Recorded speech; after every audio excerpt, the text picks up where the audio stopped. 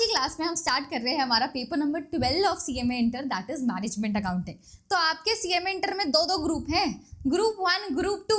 Group 1 में 4 subjects, group 2 में 4 subjects, 9, 10, 11, 12। तो ये आपके ग्रुप 2 का सबसे आखिरी पेपर है भाई साहब, मैनेजमेंट अकाउंटिंग नाम का। इसे बहुत अच्छे से प्रिपेयर करना बहुत ज़्यादा ज़रूरी है क्योंकि पेपर कॉम्प्लिकेटेड आता है, सबसे पहली बात। लेकिन आपके लिए कॉम्प्लिकेटेड नहीं होगा अगर आप चीज़ों को अच्छे से समझ रहे हो। तो पेपर कॉम्प्लिकेटेड आता है और आखिरी पेपर है, तो आखिरी पेपर अच्छा नहीं जाएगा तो दिमाग खराब होता है क्या? बिल्कुल होता है। तो हमें उस दिमाग खराब से बचना है, हमें इस पेपर को बहुत अच्छे से प्रिपेयर करना है, अपने कंसेप्ट्स को बहुत स्ट्रॉन्ग करना है ताकि हम यहाँ पे अच्छा परफॉर्म कर पाएं। Now let me tell you, this paper is connected to CMA inter का पेपर नंबर 8 कॉस्ट अकाउंटिंग। तो कॉस्ट अकाउंटिंग बेस बिल्ड करता है, फिर मैनेजमेंट अकाउंटिंग में उसी चीज़ों को हम और एडवांस लेवल में पढ़ते हैं। तो क्या तुमको कॉस्ट अकाउंटिंग आना चाहिए क्या? बिल्कुल आना चाहिए यार। नहीं आना चाहिए? तुमको नहीं आता ना तो भी तुमको मैं यहाँ पे सारा डिटेल में पढ़ाऊंगी, सब कुछ तुमको ऐसा समझ के पढ़ाऊंगी कि तुमको कुछ भी नहीं आता कॉस्ट अकाउंटिंग का, तुम जीरो अंडा, तुमने नहीं पढ़ा। तुम सीएमए इंटर में डायरेक्टली ग्रुप 2 दे रहे हो, जो बच्चे देते हैं। तो अगर तुम डायरेक्टली ग्रुप 2 दे रहे हो तो भी तुमको मैनेजमेंट अकाउंटिंग में अच्छी पकड़ दिलाने का काम मेरा है। बस तुम्हें एक काम करना है कि मेरे साथ साथ बराबर से चलते रहना है, मेरे साथ साथ चीज़ों को फॉलो करना है। You will definitely score a good marks in this particular subject of management accounting.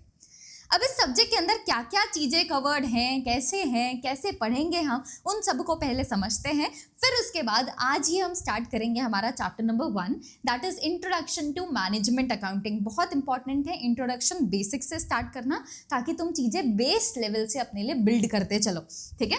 तो देखेंगे ज़रा कि हमारा करिकुलम, हमारा अप्रोच क्या होने वाला है इस सब्जेक्ट को लेके। सबसे पहली तो यहाँ पे जो क्लासेस होने वाली हैं आपकी, वो रिकॉर्डेड क्लासेस होंगी ताकि आप अपने पेस में अपने अकॉर्डिंग चीज़ों को देख पाओ।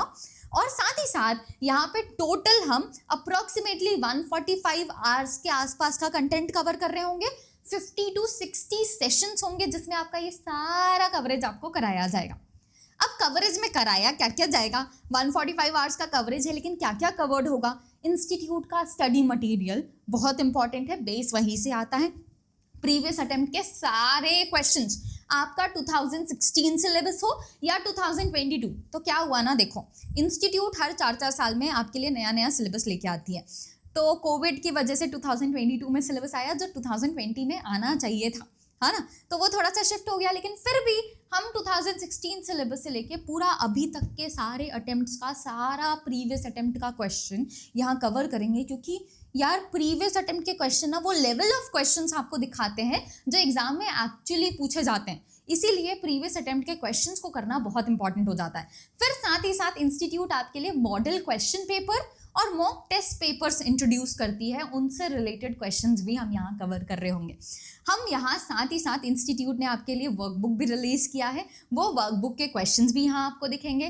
कुछ extra questions over and above institute का सारा मटीरियल, हमने इंस्टीट्यूट का सारा मटेरियल ले लिया, लेकिन उसके अलावा भी कुछ एक्स्ट्रा क्वेश्चंस होंगे ओवर एंड अबव। जैसे इस प्रीवियस 2016 सिलेबस से भी पहले के कुछ क्वेश्चंस हैं जो इंपॉर्टेंट है, तुम्हें अंडरस्टैंडिंग दे सकते हैं, वो भी हम यहाँ कवर करते चलेंगे। कुछ एक्स्ट्रा क्वेश्चन जो मुझे लग रहा है कि सीएमए फाइनल वाला तुमको पूछ सकता है, वो मैं यहाँ कवर करके चलूंगी। तो मतलब हर एक चीज़ जो तुम्हारे लिए ज़रूरी है इस अटेम्प्ट को अच्छे से क्लियर करने के लिए, वो हम यहाँ पे कवर करेंगे। साथ ही साथ इंस्टीट्यूट कोई नया मटेरियल निकालती है, जैसे तुम्हारे अटेम्प्ट के लिए नया मॉक टेस्ट पेपर, नए मॉडल क्वेश्चन पेपर, तो वो भी तुम्हें अपडेट करके दे दिए जाएंगे हमारे क्लास ऐप के अंदर ही, और इससे रिलेटेड इन्फॉर्मेशन भी हम आपको प्रोवाइड कर देंगे जब अपडेट्स आ रहे हैं, ठीक है। तो ये सारा का सारा कवरेज करके चलेंगे हम। And let me tell you one thing, जब हम ये सारे कवरेज करते हैं ना तो हम अपने कंसेप्ट्स बहुत अच्छे से बिल्ड कर लेते हैं, हम अपने लॉन्ग आंसर क्वेश्चंस के लिए तैयार हो जाते हैं।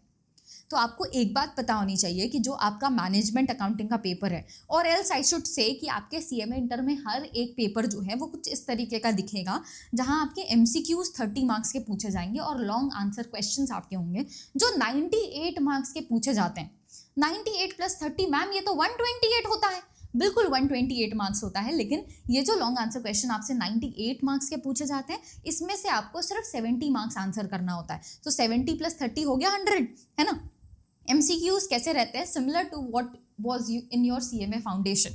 कैसे MCQs रहेंगे? कोई रीजन वगैरह नहीं लिखना, कोई नेगेटिव मार्किंग एज सच यहाँ पे नहीं है।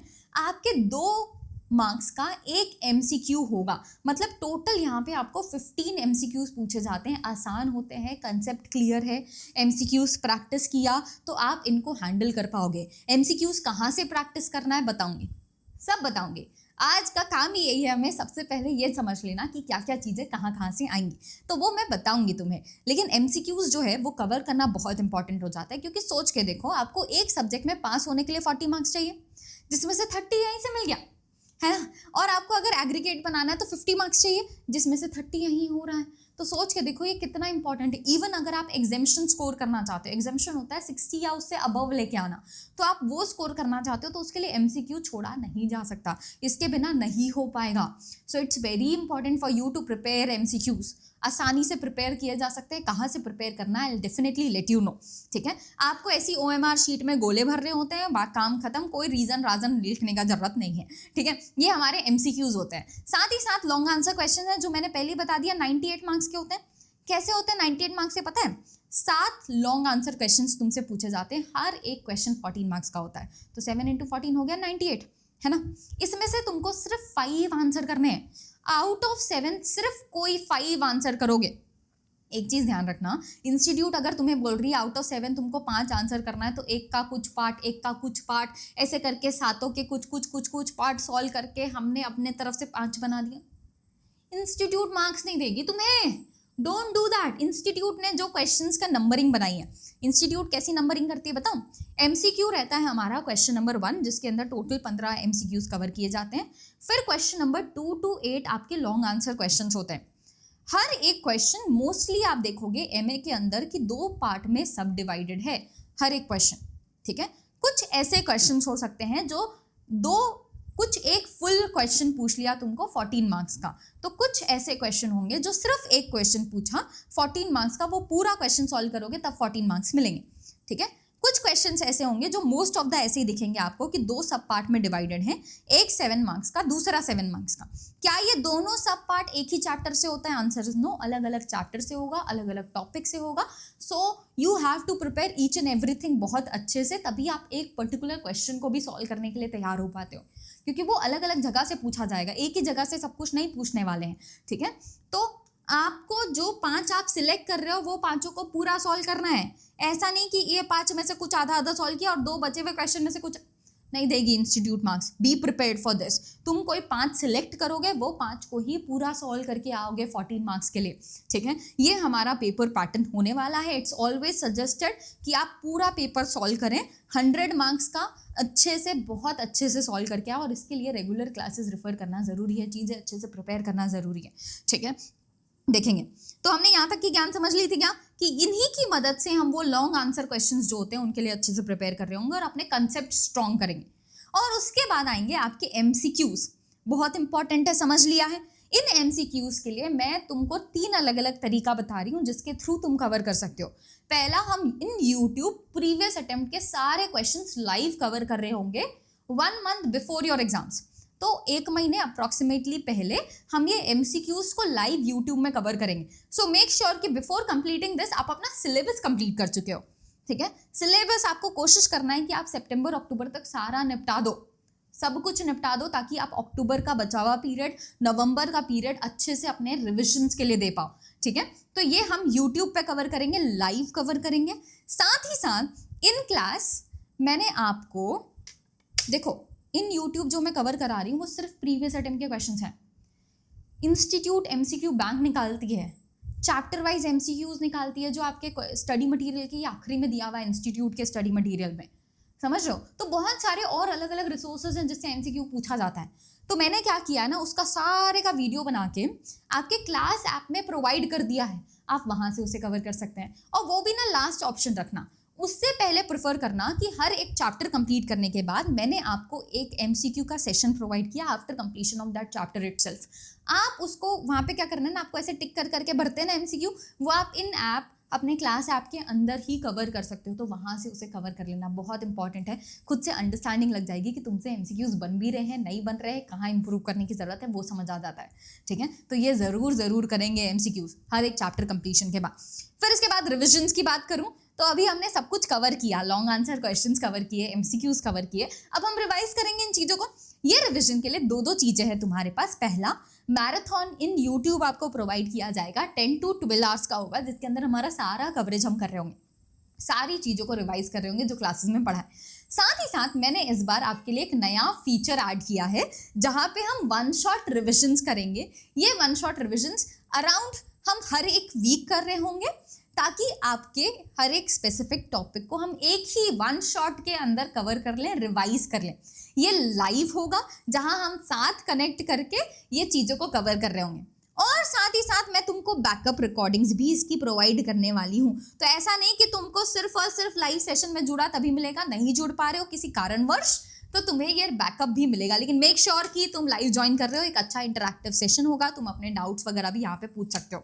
पर ऐसा नहीं है कि डाउट्स के लिए सिर्फ वन शॉट रिविजन्स है, हमारे पास डाउट की अलग चीज़ें भी हैं। I let you know about that a little letter, ठीक है, देखेंगे। इसके बाद ये तो हो गई बात रिविजन्स की, जो मैंने दो चीज़ें डाल दी है तुम्हारे लिए, कि तुम्हारा हर एक वीकली रिविजन भी हो जाए और तुम्हारा एक फुल फ्लेज रिविजन हो जाए, जिसको हम मैराथन की मदद से करेंगे। लेकिन रिविजन के बाद ये देखना कि हमको कितनी चीज़ें रिकॉल हो रही हैं, that is something very important. तो इसके लिए ना हम दो चीज़ें आपके लिए करने वाले हैं। पहला है चैप्टर वाइज मॉक टेस्ट, जो सेल्फ इवैल्यूएटेड होगा, मतलब आपको वो टेस्ट प्रोवाइड किया जाएगा, आपको वो खुद इवैल्यूएट करके देखना है, उसके लिए हम आंसर्स भी आपको प्रोवाइड करेंगे। तो ये हम प्लान कर रहे हैं कि विद इन अ वीक और 2 हम आपके ये सारे चैप्टर्स के एमए के अंदर आपको सारे मॉक टेस्ट पेपर्स प्रोवाइड कर दे in app itself after completion of a particular chapter, ठीक है। और साथ ही साथ हम आपके 2 फुल मॉक टेस्ट लेंगे। ये फुल मॉक टेस्ट आपके प्रॉपर चेक होके मिलेंगे आपको। तो इवैल्यूएटर्स हैं हमारे पास, जो आपके पेपर्स को चेक करेंगे। इवन उनके इवैल्यूएशन करने के बाद मैं उस पेपर को रिव्यू करूँगी टू सी कि मेरे बच्चे कैसा परफॉर्म कर रहे हैं, क्या कर रहे हैं, कहाँ इंप्रूवमेंट के लिए मैं उन्हें सजेस्ट कर सकती हूँ। तो ये सारी चीज़ें आपको प्रोवाइड की जाएंगी। तो चेक होगा, प्रॉपर फीडबैक प्रोवाइड किया जाएगा। इसकी डेट्स भी हमने डिसाइड कर ली है कि 8 नवंबर 2026 को आपका पहला टेस्ट होगा, दूसरा टेस्ट 15 नवंबर को होगा। एक हफ्ते का आराम से गैप है, पहला टेस्ट 2, 24 to 48 आवर्स के अंदर आपको पेपर इवैल्यूएट होके मिल जाएगा। चेक करो कहाँ कहाँ गलती करी, इम्प्रूवमेंट करो, और अगले हफ्ते वापस से टेस्ट दो टू सी कि कितना इम्प्रूवमेंट आपने एक्चुअली किया। मेक श्योर जितने भी टेस्ट दे रहे हो उसमें चीटिंग चाटिंग नहीं करनी है, ठीक है। हम अपने आप के लिए कर रहे हैं टू सी कि हम कहाँ पे हैं, कोई और नहीं बैठा है यहाँ पे जज करने के लिए तुम्हें, ठीक है। सो मेक श्योर कि तुम ऐसा पेपर लिखो, अपने से लिखो, टू अंडरस्टैंड कि तुम कहाँ स्टैंड कर रहे हो, ठीक है। इसके साथ साथ बहुत इंपॉर्टेंट चीज़ कि आपको 3 अलग अलग बुक्स यहाँ पे प्रोवाइड की जाएंगी। Late me just show you कि आपकी बुक्स में क्या क्या आने वाला है, ठीक है। ग्रीन स्क्रीन है तो ये कट जाएगा, लेकिन ये कलर आपकी बुक का ग्रीन कलर का है, ठीक है। ये आपकी कंसेप्ट बुक है। इस कंसेप्ट बुक के अंदर मोस्टली आपका सारा थ्योरी रिलेटेड पार्ट है, और इसी के थ्रू हम चीज़ों को समझ रहे होंगे, थ्योरी वाली चीज़ें कवर कर रहे होंगे। इवन कंसेप्ट वाली चीज़ें भी आपको यहाँ पे दिखेंगी रिलेटेड टू प्रैक्टिकल पार्ट, तो वो भी हम यहाँ से रेफर करते चलेंगे, ठीक है। इससे रेफर करने के बाद, चीज़ें समझने के बाद, हम अपनी क्वेश्चन बैंक रेफर करेंगे। इस क्वेश्चन बैंक में आपके सारे क्वेश्चंस हैं, जो भी हम रेफर करने वाले हैं वो सारे के सारे क्वेश्चंस आपको यहाँ पे मिलेंगे। इवन जो आपके थ्योरी क्वेश्चंस हैं, देखो यहाँ ना एमए के पेपर में थ्योरी कम है, लेकिन है ज़रूर, तो वो जो थ्योरी क्वेश्चंस हैं वो भी हमने यहाँ पे कवर करके रखे हैं। आप उन्हें भी यहाँ से ही कवर कर सकते हैं। इवन थ्योरी क्वेश्चंस के आंसर्स भी ऑलरेडी इंक्लूडेड हैं इन दिस बुक, ठीक है। नाउ इसके अलावा मैं आपको इस बार एक और चीज़ प्रोवाइड कर रही हूँ। This is a new edition जो हम पहले नहीं प्रोवाइड करते थे, लेकिन अब हम प्रोवाइड कर रहे हैं, and that is your summary book. इसमें पूरा हैंड रिटन नोट्स हैं जो हम क्लासेस के अंदर बनाते हैं, मतलब साथ लिख रहे होते हैं। तो इट्स ऑलवेज प्रेफरेबल कि तुम साथ लिख लो, लेकिन अगर तुम किसी कारणवश नहीं लिख पा रहे हो, पूरे हैंड रिटन है, मैंने अपने हाथों से लिखे हुए हैं, ये हाथों से लिखे हुए नोट्स आपको प्रोवाइड किए जाएंगे। तो अगर तुम किसी कारणवश नहीं लिख पा रहे हो क्लासेस के अंदर, तो तुम इस समरी बुक को रेफर कर सकते हो। जैसे कारण क्या हो सकता है, let me just tell you. हाँ, वही कारण वाले नहीं लिखेंगे, बाकी सब लिखेंगे। जैसे तुम्हारी जॉब चल रही है, ठीक है, तो तुम्हारे जॉब के साथ लिखना इतना सारा नहीं मैनेज हो पाता है, आई अंडरस्टैंड। उस सिचुएशन पे तुम इसे रेफर कर सकते हो। तुम आखिरी मोमेंट पे आए हो क्लासेस के अंदर और तुम्हें अब सब कुछ जल्दी जल्दी कवर करना है, टाइम ज़्यादा नहीं बचा है, उस सिचुएशन पे इसे रेफर किया जा सकता है। अदरवाइज आई ऑलवेज सजेस्ट कि तुम्हें ये खुद बनानी चाहिए, है ना। मैं क्लास के अंदर लिखवाऊंगी सारा, तो तुम साथ में लिख लो, तो इट्स द बेस्ट थिंग जो तुम कर सकते हो, क्योंकि उससे ज़्यादा अच्छे से चीज़ें रिटेन रहेंगी दिमाग में, और रेफरेंस के लिए हमेशा तुम्हारे पास हार्ड कॉपी है ना। तो ये जो तीनों बुक्स है ना, ये हम आपको हार्ड कॉपी सॉफ्ट कॉपी दोनों प्रोवाइड करेंगे, लेकिन इट्स ऑलवेज सजेस्टेड कि तुम हार्ड कॉपी स्पेसिफिकली लो।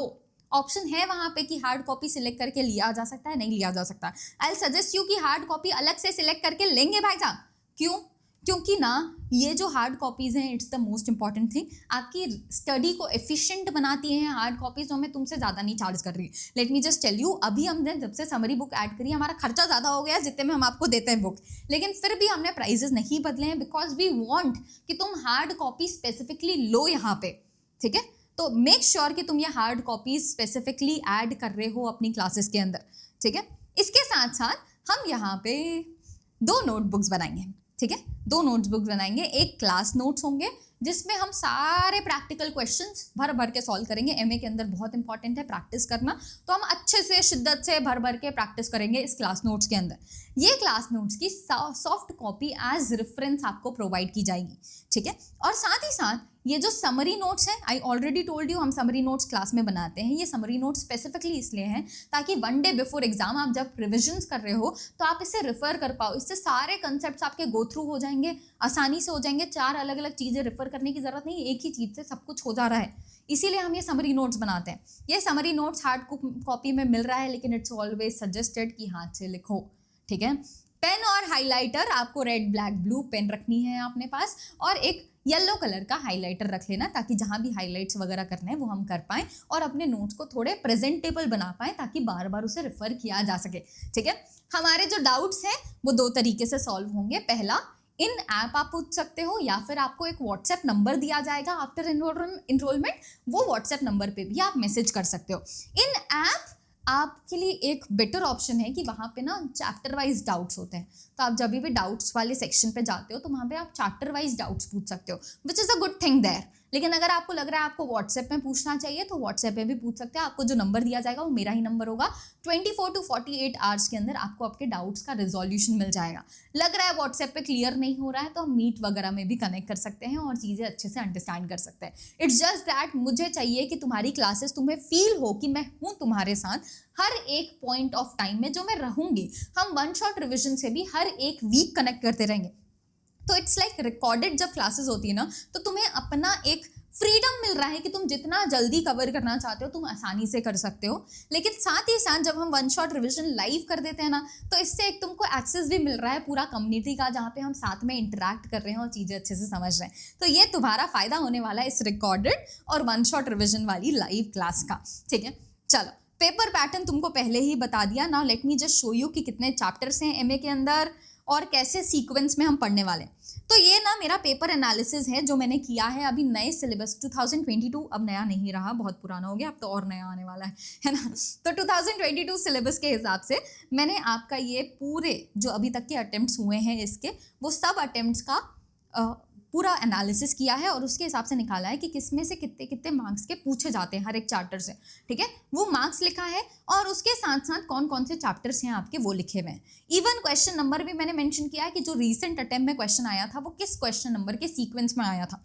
ये सब हम समझेंगे, लेकिन अभी तुम उसके लिए प्रिपेयर्ड नहीं हो, तुम अभी शुरुआत कर रहे हो। तो शुरुआत में बस ये समझो कि तुम्हारे पास टोटल 10 चैप्टर्स हैं। ये 10 चैप्टर्स की सीक्वेंस कि किस तरीके से पढ़ना है वो मैंने पहले ही क्लास ऐप में जमा दिया है, ऊपर नीचे किया है मैंने। पहले चैप्टर 1 कवर करते हैं, फिर हम फोरकास्टिंग स्टैंडर्ड कॉस्टिंग कवर करते हैं, फिर हम ये मार्जिनल ट्रांसफर प्राइसिंग वाला सेक्शन कवर करते हैं, फिर हम ये कवर करते हैं, फिर एक्टिविटी बेस्ड कॉस्टिंग, फिर डिसीजन थ्योरी। ये सीक्वेंस इसी तरीके से जमाया है ताकि अंडरस्टैंडिंग बढ़े और तुम्हारे अच्छे से चीज़ें कवर हो पाएँ।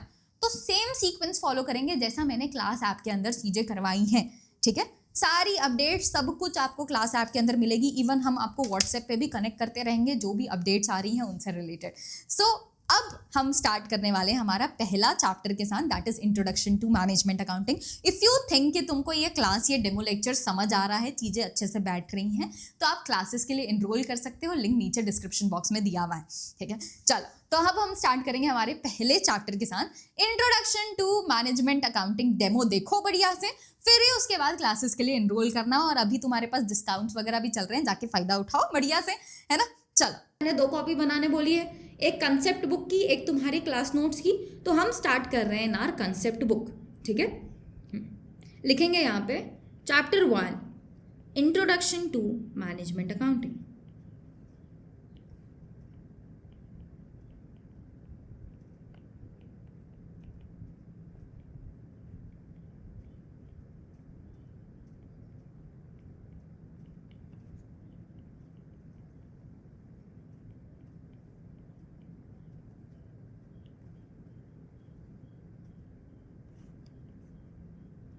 अब देखो यार, मैनेजमेंट अकाउंटिंग का इंट्रोडक्शन पढ़ रहे हैं तो पहले ये पता होना चाहिए कि भाई साहब ये मैनेजमेंट क्या होता है और ये अकाउंटिंग क्या होता है ना। दो इंपॉर्टेंट वर्ड्स यहाँ पे इस्तेमाल किए गए हैं, मैनेजमेंट और अकाउंटिंग। सबसे पहले आते हैं हम इस अकाउंटिंग वर्ड के ऊपर। अकाउंटिंग मतलब आखिरकार है क्या? तो देखो, अकाउंटिंग एक ऐसी प्रोसेस है जिसके अंदर हम रिकॉर्ड करते हैं, अभी लिखना नहीं है, ठीक है, अभी सिर्फ समझो। हम अकाउंटिंग के अंदर रिकॉर्ड करते हैं, क्लासिफाई करते हैं, चीज़ों को समराइज करते हैं, फिर इसके बाद इसकी रिपोर्ट बनाते हैं, फिर इसके बाद इसका एनालिसिस करते हैं। ये सारी की सारी चीज़ें हम फाइनेंशियल एक्टिविटीज़ के लिए करते हैं। तो देखो, अकाउंटिंग के अंदर ना हम उन्हीं चीज़ों को लिखते हैं जो फाइनेंशियल नेचर के हैं, जिसमें मनी इन्वॉल्व है। सिर्फ वही एक्टिविटीज़ को यहाँ पे रिकॉर्ड किया जाता है। रिकॉर्ड करना मतलब क्या? रिकॉर्ड करना मतलब हर रोज़ जो भी ट्रांजैक्शन हुआ हमारे ऑर्गेनाइजेशन में, वो सब चीज़ों को लिखेंगे जिसके अंदर पैसे इन्वॉल्व हैं, जो फाइनेंशियल नेचर की है, ठीक है। फाइनेंशियल नेचर मतलब पैसे इन्वॉल्व होने चाहिए। तो जहाँ पे भी पैसे इन्वॉल्व हैं वो सारी की सारी एंट्रीज को हम रिकॉर्ड करेंगे। कहाँ रिकॉर्ड करते हैं बताओ ज़रा? अकाउंटिंग पढ़ा है कहीं ना कहीं, तो हम कहाँ रिकॉर्डिंग करते हैं? हम रिकॉर्डिंग करते हैं अंडर जर्नल। जर्नल होता है जिसके अंदर एंट्रीज पास करके डेबिट क्रेडिट करके लिखते हो तुम, तो उसके अंदर सारी की सारी रिकॉर्डिंग होती है डेट वाइज, कि हर रोज़ क्या क्या हुआ, कितने पैसे का कितना ट्रांजैक्शन हुआ, वो सब कुछ रिकॉर्ड किया जाता है। जब हम जर्नल पे रिकॉर्ड करते हैं तो हर एक चीज़ रिकॉर्ड करते हैं, चाहे मैंने एसेट खरीदा, चाहे मैंने मटेरियल परचेस किए, चाहे मैंने लेबर को पैसे दिया, चाहे मैंने कोई और एक्सपेंसेस किए, मैं सब कुछ जर्नल के अंदर लिखूंगी line by line, date wise. जब जो ट्रांजैक्शन हुआ तब उसको रिकॉर्ड किया जाएगा। अब इससे क्या होता है, बहुत सारा चीज़ एक जगह इकट्ठा हो गया तो कुछ समझ नहीं आता, जिसकी वजह से हमें करना होता है क्लासिफिकेशन। क्लासिफिकेशन में क्या होता है, तो ये जर्नल के अंदर जो चीज़ें लिखी हैं उसको हम अलग अलग कैटेगरीज में बांटते हैं। जैसे सारे एक्सपेंसेस एक तरफ, सारे मटेरियल के परचेसेस एक तरफ, सारे लेबर का पेमेंट एक तरफ, सारे क्रेडिटर्स का अमाउंट एक तरफ, सारे डेटर्स का जो भी पेमेंट बचा हुआ है वो एक तरफ। तो यहाँ पे क्या कर रहे हैं, हम चीज़ों को क्लासिफाई कर रहे हैं। ये किया जाता है with the help of ledgers. Ledgers के अंदर हम अलग अलग अकाउंट बनाते हैं, हर एक एक्सपेंस, हर एक इनकम के लिए, और सारी की सारी रिकॉर्डिंग उसके अंदर की जाती है, ठीक है। फिर इसके बाद होता है समराइजेशन। तुमने लेजर्स में लिख लिया, सबका टोटल आ जाएगा, हर एक अकाउंट का टोटल आ जाएगा। जैसे मैंने परचेस किया तो परचेस का मुझे सारा टोटल मिल जाएगा जब मैं सबको एक जगह लिखूंगी लेजर के अंदर। मैंने अगर वेजेस मतलब लेबर्स को पेमेंट किया तो उसका टोटल अमाउंट मिल जाएगा। ये जो टोटल अमाउंट मिला ना मेरे को, उसको हम ये समराइजेशन में लिखते हैं, जिससे बोला जाता है ट्रायल बैलेंस। तो एक ट्रायल बैलेंस नाम की चीज़ बनती है जिसके अंदर सिर्फ लेजर से हम टोटल वाला अमाउंट उठा के लिख लेते हैं, ठीक है। अब ये जो रिकॉर्ड किया, क्लासिफाई किया, समराइज किया, अभी भी इंफॉर्मेशन क्लियर नहीं हुई है।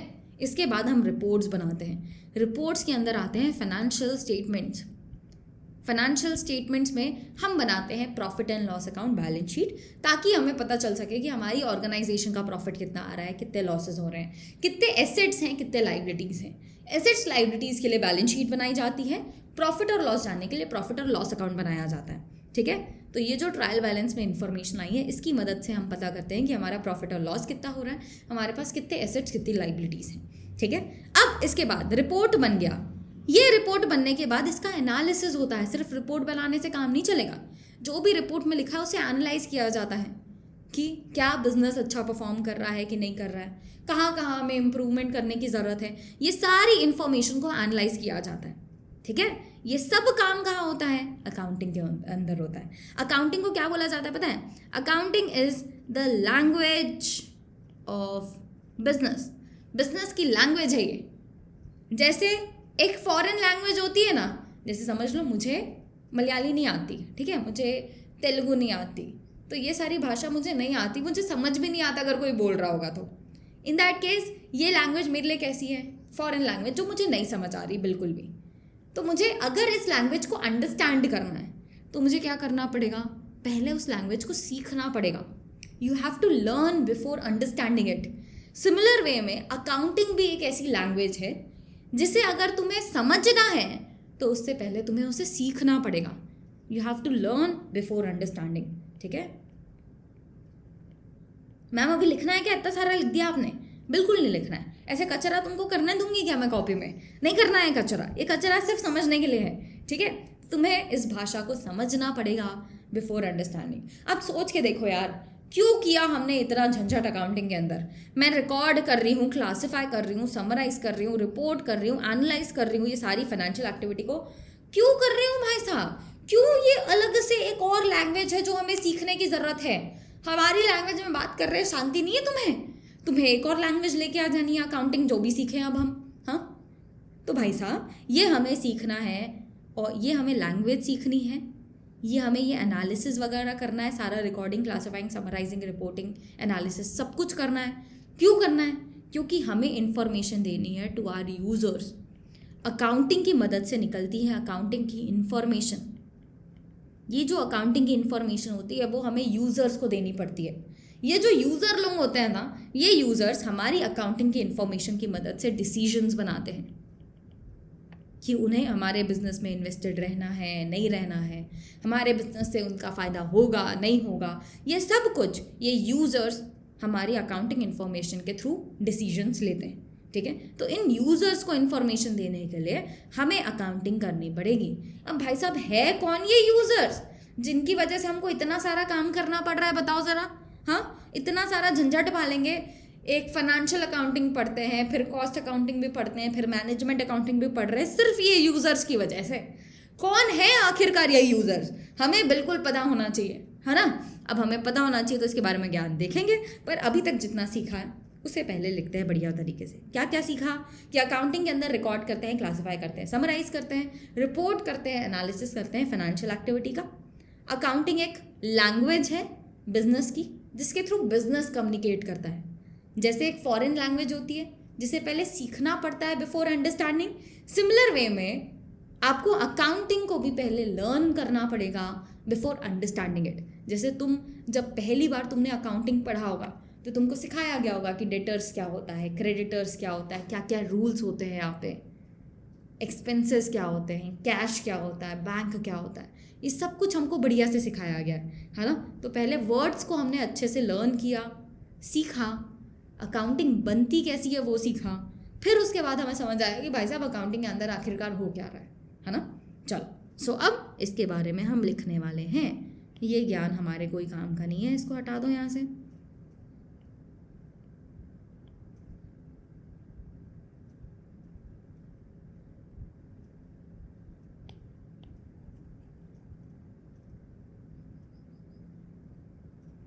लिखेंगे यहाँ पे मैनेजमेंट अकाउंटिंग. दो वर्ड्स हैं, मैनेजमेंट और अकाउंटिंग. हम इस अकाउंटिंग वाले वर्ड के ऊपर अभी फोकस कर रहे हैं. ठीक है, अकाउंटिंग क्या है? तो अकाउंटिंग है एक प्रोसेस जिसके अंदर हम रिकॉर्ड करते हैं, क्लासिफाई करते हैं और समराइज करते हैं. रिकॉर्ड किस में किया था? जर्नल में. क्लासिफाई कहाँ किया? लेजर्स के थ्रू. समराइज कहाँ किया? ट्रायल बैलेंस के अंदर. ठीक है, फिर इसके बाद रिकॉर्ड, क्लासिफाई, समराइज कर लिया, इसके बाद रिपोर्ट्स बनाते हैं जैसे financial statements, balance sheet, profit and loss account. फिर इसके बाद इसका एनालिसिस होता है. ठीक है, ये सब हम किसका कर रहे हैं? ये सब हम फाइनेंशियल एक्टिविटी का कर रहे हैं. Of financial activity. अब जो लिख रही हूँ वो लिखना है. ठीक है, फिर हमने समझा अकाउंटिंग आखिरकार है क्या. अकाउंटिंग है एक लैंग्वेज ऑफ बिजनेस.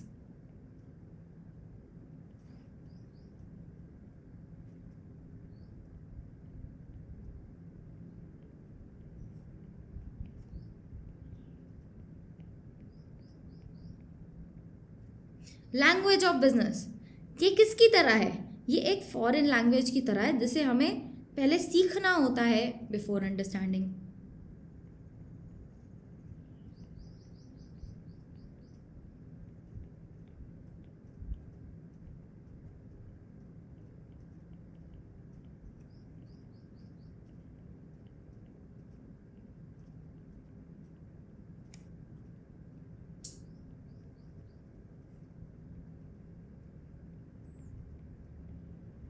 ये बिजनेस की लैंग्वेज से बिजनेसेस आखिरकार करते क्या हैं?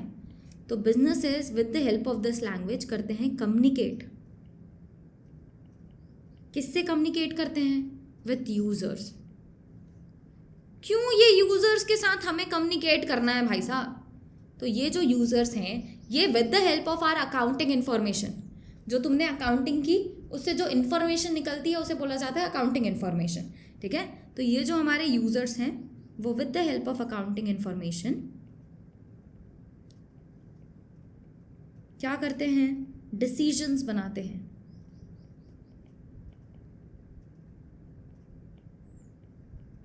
ठीक है, तो इसे लिखो, यूजर्स कंसिडर करते हैं accounting information for decision making. ठीक, अब बात करते हैं कि भाई साहब ये यूजर्स हैं कौन आखिरकार, जिसकी वजह से हमें ये अकाउंटिंग इन्फॉर्मेशन मेंटेन करनी पड़ रही है ना? हमें पता होना चाहिए कि कौन है आखिरकार ये यूजर्स। तो देखो भाई साहब, यूजर्स के बारे में डिस्कशन कर रहे हैं हम अब, है ना? तो इसे बाइफरकेट करेंगे ऐसे और लिखना चालू करेंगे। सबसे पहले यूजर्स होते हैं हमारे ओनर्स ऑफ द कंपनी, या फिर इन्वेस्टर्स, या फिर हम बोल सकते हैं शेयर होल्डर्स। ठीक है, तो ये कंपनी के ओनर्स हैं। ये क्या करेंगे हमारे फाइनेंशियल स्टेटमेंट का? तो भाई साहब बिल्कुल ये करेंगे। सोच के देखो, इनका तो पैसा लगा है बिजनेस में, ये तो ओन करते हैं कंपनी, इनको पता होना चाहिए कि इनकी कंपनी कैसी परफॉर्म कर रही है। अच्छी परफॉर्म कर रही है, बहुत बढ़िया। नहीं परफॉर्म कर रही है तो इन्हें इंप्रूवमेंट करना पड़ेगा। या फिर जैसे हम जैसे शेयर होल्डर्स होंगे, हम क्या करते हैं, हम कोई भी कंपनी में हम इन्वेस्ट कर लेते हैं स्टॉक मार्केट में ईजिली, है ना? अब हमें लग रहा है कि भाई साहब फालतू सी कंपनी है, गलत कंपनी में इन्वेस्ट कर दिया, तो जल्दी से पैसे निकाल लेंगे। कैसे पता चलेगा? जब हम उनकी अकाउंटिंग इन्फॉर्मेशन को देखेंगे, है ना? तो ओनर्स, इन्वेस्टर्स, शेयर होल्डर्स को देखना होता है कि हमारी कंपनी की फाइनेंशियल स्टेबिलिटी कैसी है, क्या स्ट्रेंथ है कंपनी की, कैसा प्रॉफिट जनरेट कर रही है, ग्रोथ अपॉर्चुनिटीज़ क्या हैं। तो ये सब पता करने के लिए हमको अकाउंटिंग इन्फॉर्मेशन के ऊपर डिपेंड होना पड़ता है। ठीक है, नेक्स्ट आते हैं हमारे क्रेडिटर्स। क्रेडिटर्स तो भाई साहब कंपनी के लोग भी नहीं है, लेकिन इनका पैसा कंपनी में फंसा होता है। जैसे ट्रेड क्रेडिटर्स। ट्रेड क्रेडिटर्स कौन होते हैं? तो सप्लायर्स। जैसे समझ लो एक कंपनी है जिसको मटेरियल खरीदना था, तो उसने मटेरियल ले लिया है सप्लायर से, लेकिन वो 3 महीने बाद पेमेंट करने वाला है। तो ये सप्लायर को अब देखना पड़ेगा कि क्या ये कंपनी अच्छे से परफॉर्म कर रही है कि नहीं, क्योंकि अगर ये अच्छे से परफॉर्म नहीं करेगी तो कैसे पैसा लौटाएगी इस सप्लायर का, है ना? तो ट्रेड क्रेडिटर्स को जानना होता है कि कंपनीज कैसा परफॉर्म कर रही हैं। Next, debenture holders. तो डिबेंचर होल्डर्स भी एक टाइप का लोन ही है, समझ लो, है ना? डिबेंचर्स जैसे शेयर्स होते हैं वैसे ही डिबेंचर होता है, और इसकी भी एक स्पेसिफिक वैल्यू होती है। ये डिबेंचर होल्डर्स को प्रियोरिटाइज किया जाता है over share holders. Debenture holders को इंटरेस्ट मिलता है, शेयर होल्डर्स को डिविडेंड मिलता है। ठीक है, तो डिबेंचर होल्डर्स को प्रियोरिटाइज किया जाता है ओवर शेयर होल्डर्स। जब कंपनी बंद हो रही होगी तो डिबेंचर होल्डर्स को पहले पैसा मिलेगा, तो इनको क्रेडिटर्स की तरह ही ट्रीट किया जाता है, इनको ओनर्स नहीं माना जाता। तो ये डिबेंचर होल्डर को भी जानना होता है कि कंपनी अच्छा परफॉर्म कर रही है कि नहीं, तभी तो किसी कंपनी का डिबेंचर वो खरीदेगा ना, है ना? Next, banks. बैंक भी ऐसी अरे गहरे नत्थू खेरे को नहीं दे देती लोन, है ना? वो भी चेक करती है कि कंपनी कैसा परफॉर्म कर रही है, क्या कंपनी हमारे लोन्स को वापस कर पाएगी कि नहीं कर पाएगी। नेक्स्ट आते हैं लेंडर्स। अगर मैंने बैंक से लोन नहीं लिया है, बाहर कहीं और से लोन लिया है, तो वो लेंडर्स को भी जानना होता है कि हमारी कंपनी कैसा परफॉर्म कर रही है, क्या हमारे उनके पैसे एक कंपनी लौटा पाएगी कि नहीं लौटा पाएगी। तो उसके लिए वो अकाउंटिंग इन्फॉर्मेशन के ऊपर डिपेंड होते हैं। फिर आती हैं रेगुलेटरी एजेंसीज। रेगुलेटरी एजेंसीज मतलब क्या? तो जिस भी पर्टिकुलर एरिया में आप काम कर रहे हो उसका एक रेगुलेटरी अथॉरिटी होता है। जैसे बैंक्स के लिए अगर हम बात करें तो आरबीआई है। आरबीआई चेक करता है कि हर एक बैंक कैसा परफॉर्म कर रहा है, उसके लिए वो उसकी अकाउंटिंग इन्फॉर्मेशन को चेक करता है। Next is SEBI. SEBI is securities and exchange board of India. जो भी स्टॉक मार्केट में लिस्टेड कंपनीज हैं उनके स्टॉक्स का मूवमेंट कैसा हो रहा है, वो उनकी फाइनेंशियल स्टेबिलिटी कैसी है, उनके अकाउंटिंग इन्फॉर्मेशन क्या शो कर रहे हैं, क्या उसी के हिसाब से स्टॉक मूव कर रहा है कि नहीं कर रहा है, ये सारी चीज़ें सेबी चेक करता है। तो ये भी एक रेगुलेटरी एजेंसी है जिसको अकाउंटिंग इन्फॉर्मेशन चाहिए कंपनीज की। ठीक है, नेक्स्ट आते हैं हमारे पास गवर्नमेंट। तो कंपनीज का ऑडिट होता है। अगर कंपनीज का ऑडिट हो रहा है तो ऑडिट की इन्फॉर्मेशन किसके पास जाती है? गवर्नमेंट के पास। जैसे अगर हम कॉस्ट ऑडिट की भी बात करें तो cost accountants CMAs cost audit करते हैं। ये कॉस्ट ऑडिट की भी रिपोर्ट गवर्नमेंट के पास सबमिट की जाती है। क्यों सबमिट की जा रही है? क्योंकि गवर्नमेंट को भी जानना है कि कंपनी कैसा परफॉर्म कर रही है। साथ ही साथ गवर्नमेंट को फाइनेंशियल स्टेटमेंट्स भी चाहिए कंपनी के, ताकि वो पता कर पाए कि एक कंपनी कैसा परफॉर्म कर रही है, एक इंडस्ट्री कैसा परफॉर्म कर रही है, एक इकोनॉमी कैसा परफॉर्म कर रही है, हमारा पूरा इकोनॉमी एज अ होल कितना ग्रो कर रहा है। वो सब जानने के लिए भी गवर्नमेंट को इन्फॉर्मेशन चाहिए, जो अकाउंटिंग से ही पता चलेगा, है ना। Next, potential investors. जैसे हम जैसे लोग, हमें अगर किसी कंपनी में इन्वेस्ट करना है तो हम अभी इन्वेस्ट कर रहे हैं क्या? नहीं, हम इन्वेस्ट करने वाले हैं। हम पहले से इन्वेस्टेड नहीं है, पहले से पैसा नहीं लगा रखा है किसी कंपनी में, अब लगाने वाले हैं, तो हमें बोला जाएगा पोटेंशियल इन्वेस्टर्स। पैसा लगाने वाले हैं तो उससे पहले भी हम देखेंगे, पैसा लगाने से पहले कि सही से कंपनी काम कर रही है कि नहीं, उनकी अकाउंटिंग इन्फॉर्मेशन क्या बोल रही है। तो हम भी अकाउंटिंग इन्फॉर्मेशन के यूजर्स बन गए भाई साहब। नेक्स्ट आते हैं एम्प्लॉयज़। एम्प्लॉयज़ को भी जानना है कि यार हम जिस कंपनी में काम कर रहे हैं वो स्टेबल है कि नहीं, क्योंकि अगर कंपनी स्टेबल नहीं होगी तो इनकी जो नौकरी है, इनकी जो जॉब है, that is not going to be stable, है ना। तो एम्प्लॉयज़ को भी जानना होता है कि कंपनीज कैसा परफॉर्म कर रही हैं। फिर आते हैं रिसर्चर्स, जो रिसर्च करते हैं about different companies, different areas, different industries. इनको भी जानना होता है कि अकाउंटिंग इन्फॉर्मेशन में क्या लिखा हुआ है। और आखिरी में आते हैं बहुत इंपॉर्टेंट लोग ऑर्गेनाइजेशन के, जिन्हें बोला जाता है मैनेजमेंट।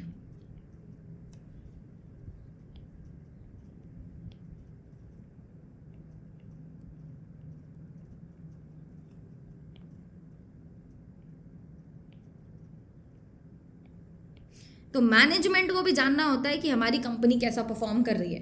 मैनेजमेंट इज डिफरेंट और ओनर्स इज डिफरेंट। जैसे बड़ी बड़ी कंपनीज में देखो यार, जो ओनर्स होते हैं क्या वही मैनेजमेंट होता है? जैसे मैं तो जाके किसी भी कंपनी में इन्वेस्ट कर सकती हूँ, क्या मैं उस कंपनी के मैनेजमेंट में आ जाऊंगी? Answer is no. मैं तो एक शेयर होल्डर कहलाऊंगी, है ना।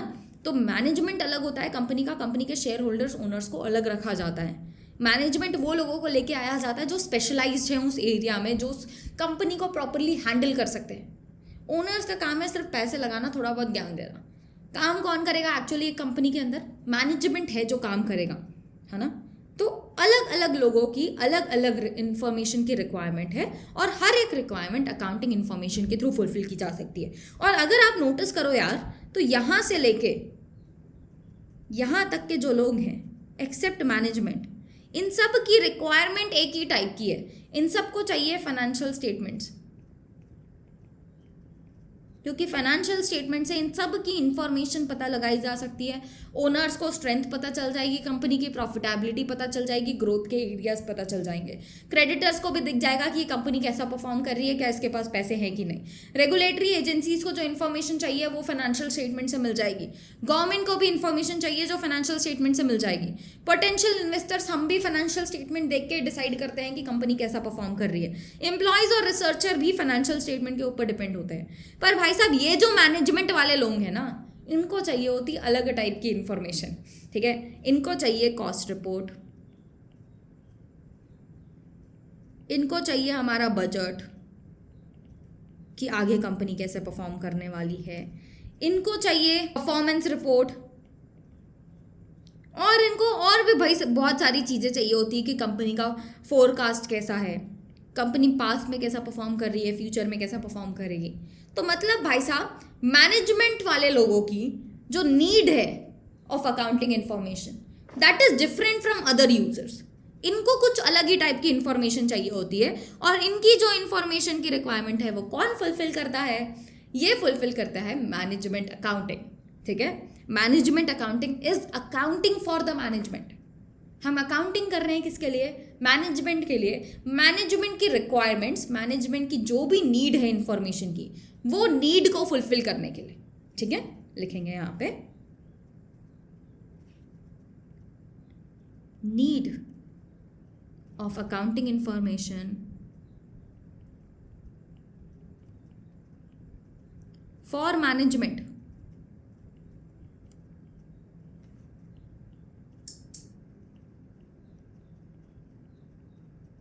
is different from other users.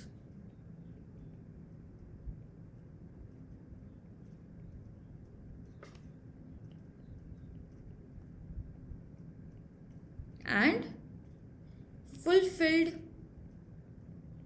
through, ये इसकी नीड्स डिफरेंट होती हैं और ये नीड कौन फुलफिल करता है? मैनेजमेंट की।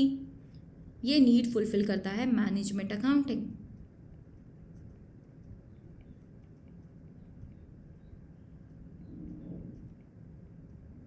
ठीक है, अब देखो मैनेजमेंट अकाउंटिंग तक पहुंच गए हैं तो एक और चीज समझ लेते हैं कि हमारे पास अकाउंटिंग के 3 अलग अलग ब्रांचेस होते हैं।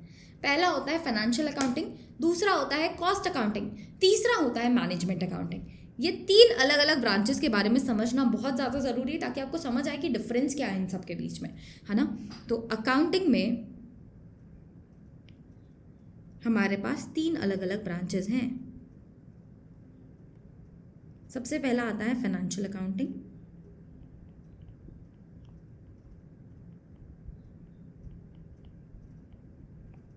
दूसरा है कॉस्ट अकाउंटिंग और तीसरा है मैनेजमेंट अकाउंटिंग। ऊपर में लिखेंगे 3 ब्रांचेस, ठीक है,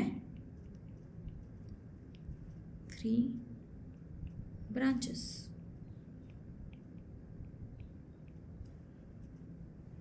ना अब हम इन तीनों ब्रांचेस के बारे में समझने वाले हैं और थोड़ा सा ज्ञान लिखने वाले हैं। This differentiation is very important. ये चैप्टर से अराउंड 7 मार्क्स का एक क्वेश्चन पूछा जा सकता है आपको थ्योरी का, है ना। चांसेस ज़्यादा है कि इस चैप्टर से एक थ्योरी क्वेश्चन फॉर श्योर आए और उस थ्योरी क्वेश्चन में आपका ये डिफरेंशिएशन पूछने के चांसेस और भी ज़्यादा हैं। तो ये डिफरेंशिएशन हमें बढ़िया से पता होना चाहिए। देखेंगे, सबसे पहले लिखेंगे meaning.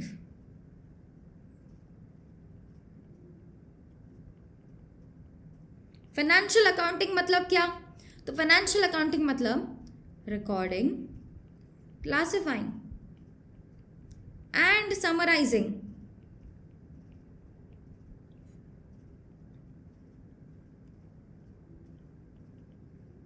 financial transactions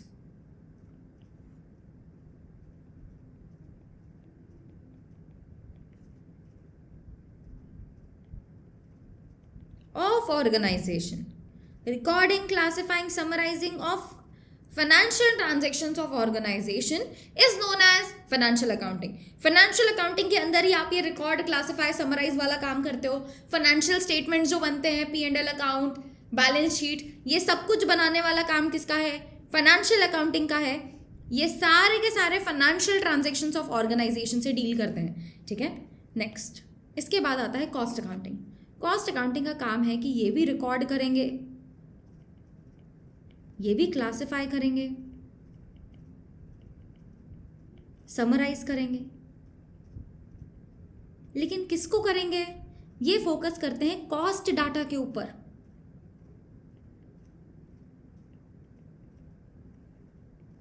of organization is known as cost accounting, ठीक है। तो कॉस्ट अकाउंटिंग के अंदर हम रिकॉर्ड, क्लासिफाई, समराइज तो कर रहे हैं, लेकिन किसको?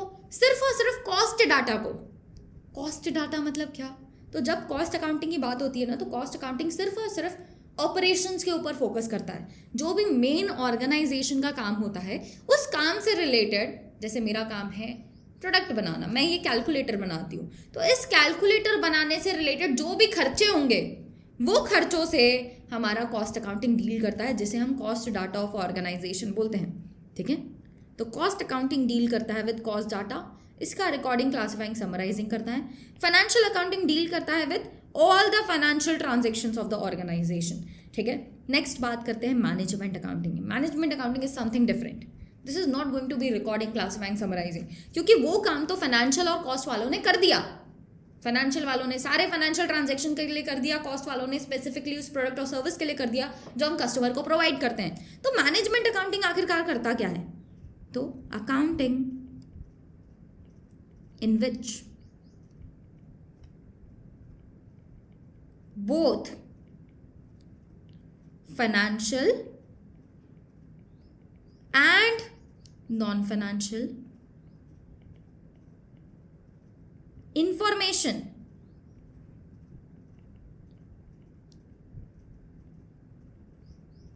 are provided to managers. जैसे हमने ऊपर में समझा कि management accounting is for management, है ना। अगर ये मैनेजमेंट के लिए है तो मैनेजमेंट को जो भी टाइप की इंफॉर्मेशन चाहिए हो, चाहे वो फाइनेंशियल हो चाहे वो नॉन फाइनेंशियल हो, कोई फर्क नहीं पड़ता भाई साहब। हर एक टाइप की इंफॉर्मेशन जो मैनेजमेंट को चाहिए वो प्रोवाइड करने का काम मैनेजमेंट अकाउंटिंग का है। किसी भी टाइप की इंफॉर्मेशन, कुछ भी जो मैनेजमेंट को चाहिए वो सब कौन ला के देगा? वो सब मैनेजमेंट अकाउंटिंग ला के देगा, ठीक है। तो मैनेजमेंट अकाउंटिंग इज जहाँ पे हम फाइनेंशियल नॉन फाइनेंशियल दोनों इंफॉर्मेशन से डील करते हैं, और ये सब इंफॉर्मेशन हम किसको प्रोवाइड कर रहे हैं? मैनेजर्स को प्रोवाइड कर रहे हैं। मैनेजर्स को जिस हिसाब से चाहिए उस तरीके से प्रोवाइड कर रहे हैं, ठीक है। अगर आप नोटिस करो यार तो ऊपर में हमने क्या लिखा था? हमने लिखा था अकाउंटिंग एक ऐसी प्रोसेस है जिसमें रिकॉर्ड करते हैं, क्लासिफाई करते हैं, समराइज करते हैं, रिपोर्ट करते हैं, एनालिसिस करते हैं फाइनेंशियल एक्टिविटी का। मतलब जो भी चीज़ें मनी में है उनका रिकॉर्डिंग, क्लासिफाइंग, समराइजिंग, ये सब कुछ हो रहा है। लेकिन यार हमारा जो मैनेजमेंट अकाउंटिंग है ये सिर्फ फाइनेंशियल के ऊपर नहीं फोकस कर रहा। अगर आप नोटिस करो तो फाइनेंशियल अकाउंटिंग हो चाहे कॉस्ट अकाउंटिंग हो, दोनों मनी वाली चीज़ों से डील करते हैं, क्वांटिटेटिव चीज़ों से डील करते हैं। लेकिन जब हम मैनेजमेंट अकाउंटिंग की बात करते हैं तो ये चाहे मनी वाली चीज़ हो चाहे नॉन मनी वाली चीज़ हो, दोनों से डील करता है। मतलब ये अकाउंटिंग का एक अलग ही लेवल है जहाँ पे आप चाहे फाइनेंशियल इंफॉर्मेशन हो चाहे नॉन फाइनेंशियल इंफॉर्मेशन हो जो कंपनी से रिलेटेड है, जो मैनेजर्स को चाहिए, वो हर एक इंफॉर्मेशन ये ला के देंगे, ठीक है ना। आफ्टर दिस मीनिंग के बाद आता है कि किस टाइप की इंफॉर्मेशन होगी। Information type. तो देखो हम जब फाइनेंशियल अकाउंटिंग बना रहे हैं तो फाइनेंशियल ट्रांजैक्शन से डील करने वाले हैं, मनी वाली चीज़ों से डील करने वाले हैं। कोई भी नॉन फाइनेंशियल क्वालिटेटिव चीज़ों से यहाँ डील नहीं किया जाता। प्योर क्वांटिटेटिव जो मनी फॉर्म में आ सकती है, जिसको नंबर्स में काउंट किया जा सकता है, उनको फाइनेंशियल अकाउंटिंग डील करता है। सिमिलर वे में कॉस्ट अकाउंटिंग भी क्वांटिटेटिव चीज़ों से डील करता है, जिसको क्वांटिफाई किया जा सकता है, जिसको मनी फॉर्म में, खर्चे के फॉर्म में देखा जा सकता है, उन चीज़ों से ये डील करते हैं। लेकिन जब हम मैनेजमेंट अकाउंटिंग की बात करते हैं तो ये बोलता है भाई साहब क्यों सिर्फ क्वांटिटेटिव से डील करना है, कई सारी क्वालिटेटिव चीज़ें भी होती है जो हमारी कंपनी को इम्पैक्ट करती है, जो मैनेजर्स को जानना होता है। तो वो क्वालिटेटिव चीज़ों से भी मैनेजमेंट अकाउंटिंग डील करता है। जैसे यार मेरे पास एक सप्लायर है जो हमें रॉ मटेरियल प्रोवाइड करता है, पर अब क्या हो रहा है, 3 महीने बाद ऐसा होने वाला है कि ये जो सप्लायर है अब ये हमसे कॉन्ट्रैक्ट नहीं करेगा, हमको कोई और नया सप्लायर ढूंढना पड़ेगा। This is not quantitative. मैं नंबर्स में कैसे क्वालिफाई करूँ इसको? नंबर्स में थोड़ा पता चल रहा है मेरे को कि कितना, अभी तो वो प्रोवाइड कर रहा है सारे मटेरियल्स बराबर से, तो नंबर्स में तो मैं इसे क्वांटिफाई नहीं कर सकती कि आगे जाके 3 महीने बाद ये सप्लायर छोड़ने वाला है, तो उसका एनालिसिस कहाँ होगा? ये भी इंपॉर्टेंट इन्फॉर्मेशन है यार। हमारा जो मेन सप्लायर है वो 3 महीने बाद छोड़ने वाला है, उससे रिलेटेड एनालिसिस, उसकी रिपोर्ट बनाना और कहाँ से हम नया सप्लायर लेके आएंगे, वो सब कहाँ जाएगा? मैनेजमेंट अकाउंटिंग के पास, ठीक है। तो क्वालिटेटिव हो या क्वांटिटेटिव हो, दोनों टाइप की इंफॉर्मेशन से मैनेजमेंट अकाउंटिंग डील करता है।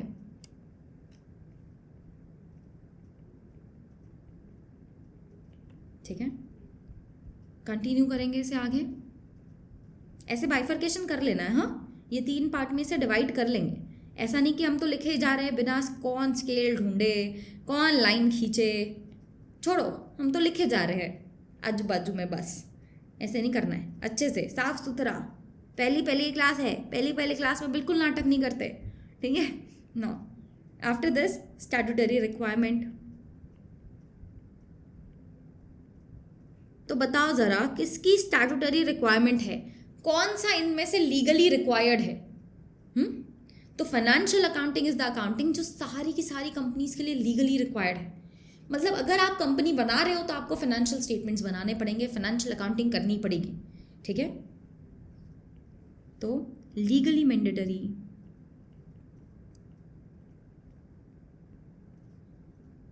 फॉर ऑल कंपनीज, जो भी कंपनी भाई सब किसी भी टाइप की, हर एक कंपनी के लिए फाइनेंशियल स्टेटमेंट्स बनाना, फाइनेंशियल अकाउंटिंग करना इज कंपलसरी। ठीक है, चाहे प्राइवेट हो, चाहे पब्लिक हो, चाहे नॉट फॉर प्रॉफिट हो या प्रॉफिट हो, कोई भी टाइप की कंपनी फॉर्म कर दी आपने तो बस आपको यहाँ पे फाइनेंशियल अकाउंटिंग अपने बनाने पड़ेंगे। ठीक है, कॉस्ट अकाउंटिंग की बात करें तो क्या ये लीगली रिक्वायर्ड है?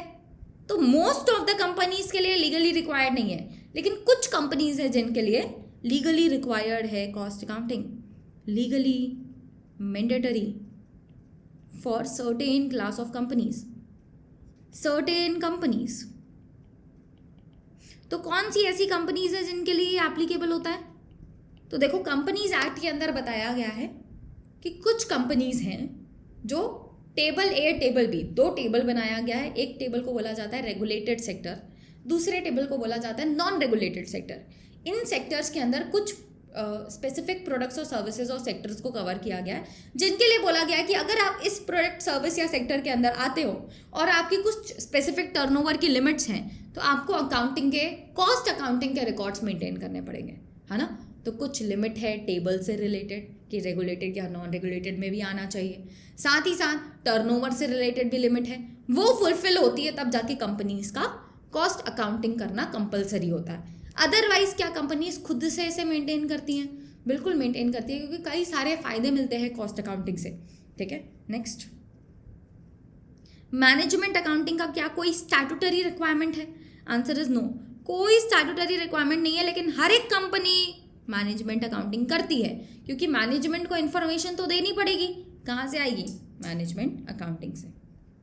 ठीक है, अगर देखें ना यार, तो ये फाइनेंशियल अकाउंटिंग जो है ना, इसका पर्पस है कि हमको एक्सटर्नल लोगों को इन्फॉर्मेशन देना है। जैसे नोटिस करो यहाँ पे, और यूजर्स के अंदर बहुत सारे बाहर वाले लोग हैं, creditors, regulatory agencies, government, potential investors, researchers, ये सब कौन है? बाहर वाले लोग हैं।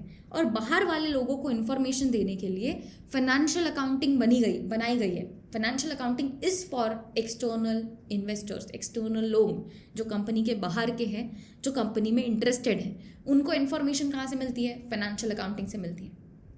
मैनेजमेंट अकाउंटिंग के अंदर फोकस करो तो ये किसके लिए? मैनेजर्स के लिए। मैनेजर्स कौन है? Internal of the organization. तो ये इंटरनल लोगों के लिए अकाउंटिंग करता है।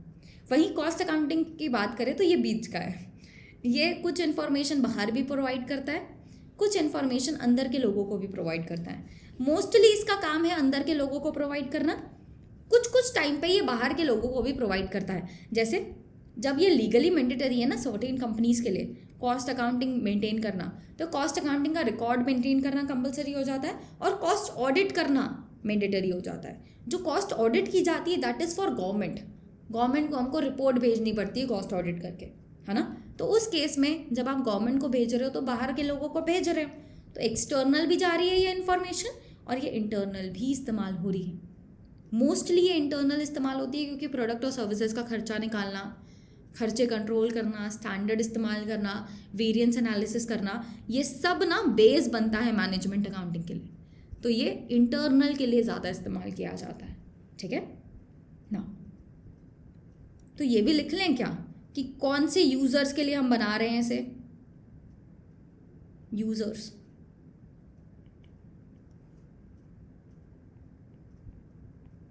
फाइनेंशियल अकाउंटिंग के यूजर्स हैं एक्सटर्नल स्टेक होल्डर्स, बाहर वाले लोग। स्टेक होल्डर्स क्या होते हैं? तो यूजर्स को ही स्टेक होल्डर्स बोलते हैं हम। स्टेक होल्डर्स मतलब वो लोग जो हमारी कंपनी में इंटरेस्टेड हैं। ठीक है, आप लिख सकते हो अलग से कहीं पे ऐसे नोट डाल के, जैसे मेरे पास यहाँ पे जगह है, लिख लें क्या? यूजर्स / स्टेक होल्डर्स लिख लो यहाँ पे। स्टेक होल्डर्स मतलब persons interested in our company. ठीक है, हमारी कंपनी में जो लोग इंटरेस्टेड होते हैं वो लोगों को स्टेक होल्डर्स बोला जाता है। यूजर्स बोलो, स्टेक होल्डर्स बोलो, बात एक ही है। ठीक है, तो एक्सटर्नल जो स्टेक होल्डर्स होते हैं वो हमारे यूजर्स बनते हैं किसके? फाइनेंशियल अकाउंटिंग के। जैसे इन्वेस्टर्स, जैसे क्रेडिटर्स, जैसे गवर्नमेंट। ठीक है, नेक्स्ट, कॉस्ट अकाउंटिंग के यूजर्स कौन है? मैनेजमेंट क्योंकि ये इंटरनल लोगों के लिए बनाई जाती है ना, मोस्टली इंटरनल लोगों के लिए इस्तेमाल की जाते हैं, मैनेजमेंट इसको इस्तेमाल करता है। हमारे जो ओनर्स हैं वो भी इस इंफॉर्मेशन को इस्तेमाल करते हैं, ठीक है। और साथ ही साथ हमारे गवर्नमेंट, क्योंकि गवर्नमेंट को हम ऑडिट की रिपोर्ट शेयर करते हैं, ठीक है। तो ये लोग हैं जो हमारे यूजर्स बनते हैं। तो इसके अंदर इंटरनल लोग भी आ रहे हैं, एक्सटर्नल लोग भी आ रहे हैं। वहीं जब हम बात करें मैनेजमेंट अकाउंटिंग की, तो ये की जाती है ओनली फॉर इंटरनल यूजर्स, ठीक है। तो financial accounting is for external users, ये इंटरनल लोगों के लिए है, ये बीच के लोगों के लिए, मतलब ये बाहर वालों के लिए भी है, ये अंदर वालों के लिए भी है, ठीक ना। Next, analysis of profit.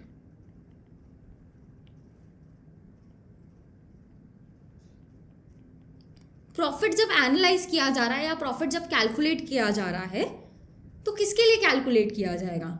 जब हम फाइनेंशियल अकाउंटिंग बनाते हैं तो पूरे के पूरे बिजनेस का कितना प्रॉफिट हुआ, कितना लॉस हुआ, ये निकाला जाता है।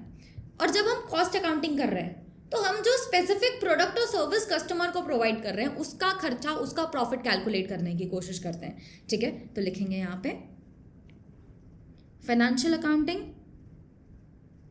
Reveals the profit for whole business।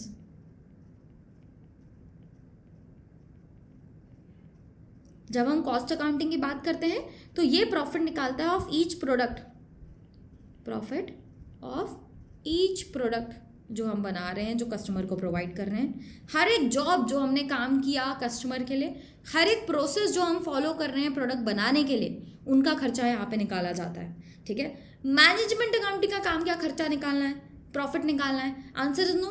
Profit निकालने वाला काम फाइनेंशियल और कॉस्ट अकाउंटिंग वालों ने कर दिया, तो अब मैनेजमेंट अकाउंटिंग बैठ के वापस वही काम थोड़ा करेगा। अब ये क्या करने वाला है? ये प्रॉफिट का एनालिसिस करेगा फॉर डिसीजन मेकिंग। लिखेंगे यहाँ पे analyse profit for decision making, क्योंकि मैनेजमेंट अकाउंटिंग किसको इन्फॉर्मेशन प्रोवाइड करने वाला है? मैनेजर्स को।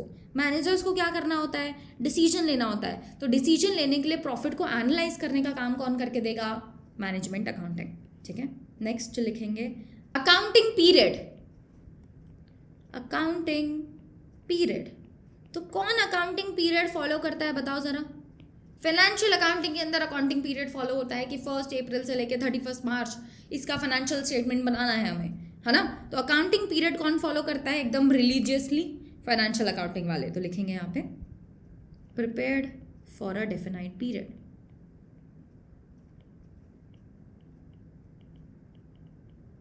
यहाँ पे अकाउंटिंग पीरियड फॉलो होता है। क्या कॉस्ट अकाउंटिंग के अंदर अकाउंटिंग पीरियड फॉलो होता है? तो यहाँ पे जो रिपोर्ट्स होती है ना, वो मंथली भी बनती है, क्वार्टरली भी बनती है, वीकली भी बनती है, डेली भी बनती है, कॉस्ट की रिपोर्ट्स। तो इट्स नॉट लाइक कि एक स्पेसिफिक अकाउंटिंग पीरियड हम यहाँ पे फॉलो कर रहे हैं। जब जैसी रिक्वायरमेंट पड़ रही है तब वैसी रिपोर्ट्स बनाई जा रही है, क्योंकि ये भी इंटरनल लोगों के लिए किया जाता है मोस्टली, है ना। तो लिखेंगे यहाँ पे prepared daily, weekly, monthly, quarterly, annually, हर टाइप की इंफॉर्मेशन यहाँ पे बनाई जाती है जैसी हमें रिक्वायरमेंट पड़ रही है वैसी, ठीक है। और अगर हम बात करें तो यहाँ पे जैसे कॉस्ट अकाउंटिंग के अंदर जब कॉस्ट ऑडिट हो रही है तो वो एनुअली फॉलो किया जाएगा। कॉस्ट अकाउंटिंग के रिकॉर्ड्स बन रहे हैं तो उसको भी एनुअली बनाया जाता है। कुछ कुछ चीज़ें हैं कॉस्ट अकाउंटिंग के अंदर जो डेली बनती है, जैसे कॉस्ट शीट कई सारी ऑर्गेनाइजेशन अपना हर रोज़ का खर्चा कैलकुलेट करती हैं।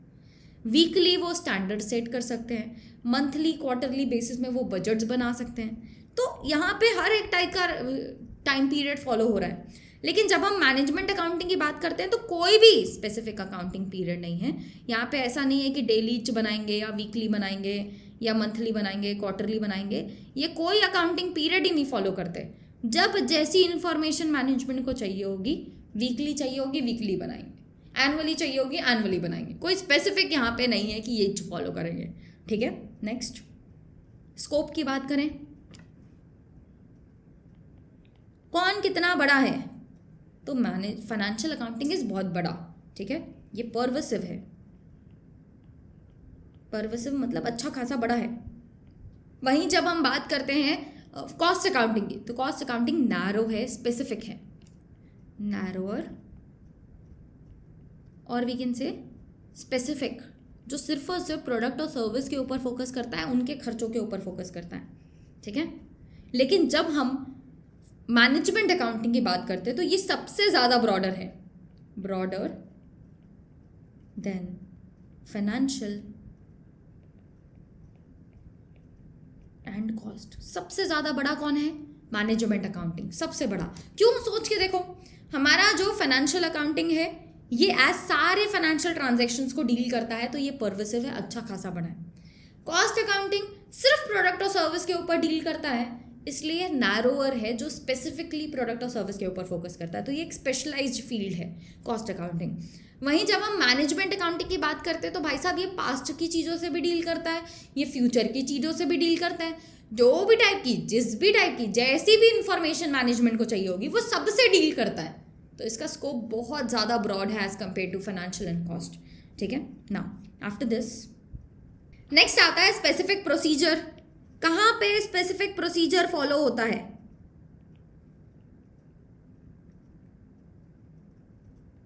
तो फाइनेंशियल स्टेटमेंट्स का स्पेसिफिक फॉर्मेट है भाई साहब, वैसे ही बनाना होता है, तो यहाँ पे स्पेसिफिक फॉर्मेट फॉलो किया जाता है। इसे लिखो स्पेसिफिक फॉर्मेट, कि बैलेंस शीट का जैसा फॉर्मेट बता दिया गया है वैसे ही बनाना है, प्रॉफिट एंड लॉस अकाउंट का जैसा फॉर्मेट बताया गया है वैसे ही बनाना है। तो यहाँ पे एकदम स्पेसिफिक फॉर्मेट के साथ चला जाता है। जब हम कॉस्ट अकाउंटिंग की बात करते हैं तो यहाँ पे स्पेसिफिक फॉर्मेट है कुछ चीज़ों के लिए, जैसे कॉस्ट शीट का एक स्पेसिफिक फॉर्मेट है जो फॉलो किया जाता है। कॉस्ट रिपोर्ट्स जो बनती हैं, कॉस्ट ऑडिट की जो स्पेसिफिक रिपोर्ट्स होती हैं वो एक स्पेसिफिक फॉर्मेट से बनती है। अदरवाइज यहाँ पे बाकी चीज़ों के लिए फॉर्मेट नहीं है, आप अपने हिसाब से सॉल्व कर सकते हो, ठीक है, सॉल्व कर सकते हो। कंपनीज सॉल्व नहीं करती, कंपनीज प्रैक्टिकल प्रॉब्लम सॉल्व करती है ना, तो वहाँ पे भी वो जिस प्रॉब्लम को सॉल्व कर रही है, जिस टाइप की उन्हें कॉस्ट अकाउंटिंग इन्फॉर्मेशन चाहिए, जिस फॉर्मेट में चाहिए वैसा बना सकते हैं। लेकिन कॉस्ट शीट का एक स्पेसिफिक फॉर्मेट होता है, कॉस्ट ऑडिट रिपोर्ट्स का भी एक स्पेसिफिक फॉर्मेट होता है। फिर इसके बाद बात करें अगर हम मैनेजमेंट अकाउंटिंग की, तो भाई साहब इनका ना ही कोई अकाउंटिंग पीरियड है, ना ही कोई स्पेसिफिक फॉर्मेट है, जो जैसा मांगेगा हमारा मैनेजमेंट वैसा वैसा उस फॉर्मेट में हम इंफॉर्मेशन बना के दे देंगे उन्हें, ठीक है। नाउ आफ्टर दिस इंटरडिपेंडेंसी, कौन किसके ऊपर डिपेंडेंट है? तो देखो फाइनेंशियल अकाउंटिंग इज इंडिपेंडेंट, ना वो कॉस्ट के ऊपर डिपेंडेंट है ना वो मैनेजमेंट के ऊपर डिपेंडेंट है, इसको कोई किसी से भी मतलब नहीं है भाई साहब, ठीक है, इंडिपेंडेंट। वहीं अगर हम बात करें कॉस्ट अकाउंटिंग की, तो cost accounting is dependent on financial accounting, क्योंकि फाइनेंशियल अकाउंटिंग से कई सारी इंफॉर्मेशन हमें चाहिए होती है। जैसे जो सारे ट्रांजैक्शंस हैं वो ट्रांजैक्शंस हम रिकॉर्ड करेंगे, लेकिन सारे ट्रांजैक्शंस रिकॉर्ड हो गए हैं ना, कहाँ रिकॉर्ड हुए हैं? कॉस्ट फाइनेंशियल अकाउंटिंग में रिकॉर्ड हो गए। तो फाइनेंशियल अकाउंटिंग से कई सारा डाटा हम उठा सकते हैं कि मटेरियल कितना परचेस किया गया, लेबर को कितना पेमेंट किया गया, ओवरहेड्स में कितने पेमेंट हुए, तो एक्चुअल वाली सारी information cost accounting financial accounting से उठा सकता है, तो ये डिपेंडेंट है ऑन फाइनेंशियल अकाउंटिंग। जब हम बात करते हैं मैनेजमेंट अकाउंटिंग की, तो management accounting is dependent on both cost and financial. सोच के देखो, जब सारा प्रॉफिट का कैलकुलेशन कर दिया है फाइनेंशियल वालों ने, तो क्या मैनेजमेंट अकाउंटिंग उसे वापस कैलकुलेट करेगा? Answer is no. सारे खर्चे जो प्रोडक्ट से रिलेटेड हैं वो कॉस्ट वालों ने निकाल दिया है, खर्चों का स्टैंडर्ड भी कैलकुलेट कर लिया है, बजट्स भी बना लिए हैं, तो ये सारी इंफॉर्मेशन कॉस्ट से उठा लेगा मैनेजमेंट अकाउंटिंग, फिर से नहीं बनाने वाला है। तो management accounting is dependent on cost and financial, कि सारी जो हिस्टोरिकल डाटा है, जो पास्ट का डाटा है, वो यहाँ से उठा लेता है कौन? हमारा मैनेजमेंट अकाउंटिंग, ठीक है। नाउ आफ्टर दिस वेरीफिएबल, कौन सी इंफॉर्मेशन को वेरीफाई किए कर सकते हैं, कौन सी इंफॉर्मेशन को वेरीफाई नहीं कर सकते। तो financial accounting information is verifiable, क्योंकि सबका स्पेसिफिक वाउचर्स होता है, जो भी ट्रांजेक्शन्स पहले पास्ट में हो गए वो सब फाइनेंशियल अकाउंटिंग में रिकॉर्ड होता है, तो प्योर वेरीफाई किया जा सकता है फाइनेंशियल अकाउंटिंग को, इसलिए इसकी फाइनेंशियल ऑडिट भी होती है ना। लिखेंगे यहाँ पे information is verifiable. Cost accounting की बात करें तो कॉस्ट अकाउंटिंग के अंदर भी मोस्टली हम पास्ट वाले डाटा से डील करते हैं, तो अगर पास्ट की इंफॉर्मेशन से डील कर रहे हो तो ये भी वेरीफिएबल है। पर यार मैनेजमेंट अकाउंटिंग पास्ट से कम फ्यूचर से ज़्यादा डील करता है, क्योंकि मैनेजमेंट को पास्ट में क्या हुआ, ठीक है ये हो गया, वो तो कॉस्ट और फाइनेंशियल से दिख रहा है। अब आगे क्या करना है मैनेजर्स को उससे मतलब है कि आगे हम कैसे इंप्रूव करेंगे, कैसे और बढ़िया कर सकते हैं, इससे मैनेजमेंट को मतलब होता है। तो जब मैनेजमेंट को फ्यूचर से मतलब है तो मैनेजमेंट अकाउंटिंग भी फ्यूचर के लिए बनाई जाती है। दैट इज वाई फ्यूचर में जो चीज़ होने वाली है उसको अभी कैसे वेरीफाई करोगे, जब फ्यूचर में वो हो जाएगा तब वेरीफाई कर पाएंगे। तो management accounting is not immediately verifiable. Management accounting के अंदर जो इन्फॉर्मेशन होती है वो इमीडिएटली वेरीफाई नहीं की जा सकती, क्योंकि वो फ्यूचर से रिलेटेड है। लिखेंगे यहाँ पे information is predictive, predictive nature की इंफॉर्मेशन है and not immediately verifiable. As predictive है, फ्यूचर की इंफॉर्मेशन को हमने प्रेडिक्ट किया है, तो फ्यूचर अभी आया ही नहीं है तो उसे अभी कैसे वेरीफाई करेंगे। जब फ्यूचर में वो चीज़ हो जाएगी तब पता चलेगा कि सही था कि नहीं था, तो ये इमीडिएटली वेरीफिएबल नहीं होती। ठीक है, डन। तो ये है हमारे फाइनेंशियल अकाउंटिंग, कॉस्ट अकाउंटिंग और मैनेजमेंट अकाउंटिंग का डिफरेंस। मीनिंग हम सिर्फ फाइनेंशियल अकाउंटिंग में फाइनेंशियल ट्रांजैक्शंस रिकॉर्ड करते हैं, कॉस्ट अकाउंटिंग में कॉस्ट डाटा रिकॉर्ड करते हैं। मैनेजमेंट अकाउंटिंग का काम रिकॉर्ड करना नहीं है, इनका काम है फाइनेंशियल नॉन फाइनेंशियल इन्फॉर्मेशन को जैसे मैनेजर्स को चाहिए वैसे प्रोवाइड करना। इन्फॉर्मेशन टाइप यहाँ पे क्वांटिटेटिव होता है, यहाँ पे भी क्वांटिटेटिव होता है, लेकिन इधर क्वांटिटेटिव और क्वालिटेटिव दोनों होता है। स्टैट्यूटरी रिक्वायरमेंट ये सारी कंपनीज के लिए लीगली मैंडेटरी है, ये कुछ कंपनीज के लिए लीगली मैंडेटरी है, किसी भी कंपनी के लिए लीगली मैंडेटरी नहीं है मैनेजमेंट अकाउंटिंग। लेकिन हर एक कंपनी मैनेजमेंट अकाउंटिंग करती है क्योंकि उनको मैनेजर्स को इन्फॉर्मेशन देनी है ना। यूजर्स यहाँ पे एक्सटर्नल होते हैं, यहाँ पे मैनेजर्स, ओनर्स, गवर्नमेंट, मतलब इंटरनल एक्सटर्नल दोनों हो सकते हैं। यहाँ पे इंटरनल यूजर्स होते हैं। एनालिसिस ऑफ प्रॉफिट, यहाँ पे प्रॉफिट एज अ होल पूरे बिजनेस का निकाला जाता है। यहाँ पे हर एक प्रोडक्ट, प्रोजेक्ट या प्रोसेस का प्रॉफिट निकाला जाता है। यहाँ पे प्रॉफिट को एनालाइज किया जाता है for decision making. Accounting period एक डेफिनाइट पीरियड हम यहाँ फॉलो करते हैं, यहाँ कोई डेफिनाइट पीरियड नहीं है, जब जैसी इन्फॉर्मेशन चाहिए होगी वैसी प्रोवाइड करेंगे। सेम इधर हमारा कोई भी स्पेसिफिक अकाउंटिंग पीरियड इधर नहीं फॉलो होता। स्कोप परवेसिव है, अच्छा खासा बड़ा है। हमारे कॉस्ट अकाउंटिंग का नैरो है, स्पेशलाइज्ड फील्ड है ये, जो सिर्फ प्रोडक्ट और सर्विस के ऊपर फोकस करती है। ये ब्रॉडर है देन फाइनेंशियल एंड कॉस्ट, क्योंकि हम पास्ट, फ्यूचर, प्रेजेंट सबसे डील करते हैं। यहाँ पे स्पेसिफिक प्रोसीजर हम यहाँ फॉलो करते हैं। यहाँ भी कुछ कुछ जगह पे स्पेसिफिक प्रोसीजर्स हैं, यहाँ कोई भी स्पेसिफिक फॉर्मेट नहीं है। इंटरडिपेंडेंसी, ये इंडिपेंडेंट है, किसी के भी ऊपर डिपेंडेंट नहीं है। कॉस्ट अकाउंटिंग डिपेंडेंट है फाइनेंशियल के ऊपर, मैनेजमेंट अकाउंटिंग कॉस्ट और फाइनेंशियल दोनों के ऊपर डिपेंडेंट है। वेरीफिएबल, इसकी इन्फॉर्मेशन को वेरीफाई कर सकते हैं, इसकी इन्फॉर्मेशन भी वेरीफाई हो सकती है। इसकी इन्फॉर्मेशन इमीडिएटली वेरीफाइबल नहीं है, क्योंकि ये प्रेडिक्टिव नेचर की इन्फॉर्मेशन है जो फ्यूचर के लिए हम प्रेडिक्शन कर रहे हैं। डन। तो यहाँ तक का ज्ञान हमने देख लिया है, अब हम बढ़ रहे हैं आगे। अभी तक हम जो भी ज्ञान देख रहे थे वो सारा का सारा अकाउंटिंग से रिलेटेड था, अभी भी हम अकाउंटिंग ही लिख रहे हैं। अकाउंटिंग के बारे में थोड़ा सा और ज्ञान, फिर इसके बाद हम मैनेजमेंट के ऊपर शिफ्ट होंगे। अकाउंटिंग क्या है? Accounting is measuring and evaluating performance. देख लो यार, हम यही तो कर रहे हैं, या तो मेजर कर रहे हैं परफॉर्मेंस को कि कैसा परफॉर्म किया, या तो ये पता कर रहे हैं कि परफॉर्मेंस अच्छी थी, खराब थी, आगे कैसे इंप्रूव कर सकते हैं, है ना। मेजर करने का काम कौन करता है? तो फाइनेंशियल अकाउंटिंग, कॉस्ट अकाउंटिंग दोनों मेजर कर रहे हैं। Financial accounting profit and loss account balance sheet से मेजर कर रहा है कि हमने पास में कैसा परफॉर्म किया। कॉस्ट अकाउंटिंग कॉस्ट शीट की मदद से पता कर रहा है कि हमने कितने खर्चे किए, कैसा परफॉर्म किया। फिर बात आती है इवैल्यूएटिंग की। इवैल्यूएट कौन कर रहा है कि अच्छा परफॉर्म किया, खराब परफॉर्म किया, बढ़िया किया, क्या किया, फ्यूचर में कैसा करने वाले हैं। तो ये सब इवैल्यूएट करने का काम मैनेजमेंट अकाउंटिंग का है, और कॉस्ट अकाउंटिंग भी इसमें हेल्प करता है। जैसे स्टैंडर्ड कॉस्टिंग इवैल्यूएट करते हैं, उसमें पास्ट में जो हमने सेट करके रखे थे स्टैंडर्ड, क्या उसी के हिसाब से परफॉर्म किया कि अच्छा किया कि खराब किया। तो इवैल्यूएट करने का काम मैनेजमेंट और कॉस्ट दोनों का है, मेजर करने का काम फाइनेंशियल अकाउंटिंग और कॉस्ट अकाउंटिंग का है। ठीक है, तो अकाउंटिंग के अंदर मेजर करते हैं या तो इवैल्यूएट करते हैं हम हमारी परफॉर्मेंस ऑफ द ऑर्गेनाइजेशन को। वहीं अगर हम बात करें मैनेजमेंट की, अब हम आ रहे हैं मैनेजमेंट पे। मैनेजमेंट क्या है? मैनेजमेंट मतलब वो सारी की सारी एक्टिविटीज़ को कैरी ऑन करना जिसकी मदद से ऑर्गेनाइजेशन अपने स्ट्रैटेजिक गोल्स को अचीव कर सकती है। स्ट्रैटेजिक गोल्स मतलब क्या? जब भी स्ट्रैटेजिक वर्ड इस्तेमाल किया जा रहा है ना, इसका मतलब है लॉन्ग टर्म रिलेटेड गोल्स को अचीव करने के लिए जो भी एक्टिविटीज़ परफॉर्म की जा रही है वो मैनेजमेंट कहलाती है। जैसे सोच के देखो यार, ऑर्गेनाइजेशन के अंदर mostly day to day activities होती है कि रोज़ का प्रोडक्शन करना, रोज़ जो प्रोड्यूस कर रहे हैं उसमें कितना खर्चा लगा उसे कंट्रोल करना। तो मोस्टली हम डे टू डे एक्टिविटीज़ में ही इन्वॉल्व होते हैं ऑर्गेनाइजेशन में। लेकिन ऑर्गेनाइजेशन के लॉन्ग टर्म के बारे में कौन सोचता है? हमारे मैनेजर्स, हमारे डायरेक्टर्स, हमारे एग्जीक्यूटिव्स ऑफ द कंपनी। इनका काम है ऑर्गेनाइजेशन के लॉन्ग टर्म के बारे में सोचना। तो लॉन्ग टर्म रिलेटेड कोई भी एक्टिविटी अगर ऑर्गेनाइजेशन में ये लोग कर रहे हैं तो वो मैनेजमेंट कहलाता है ऑफ द ऑर्गेनाइजेशन। ठीक है, और ये मैनेजर्स की अगर हम बात करें तो हमारे पास 3 डिफरेंट टाइप्स ऑफ मैनेजर्स होते हैं।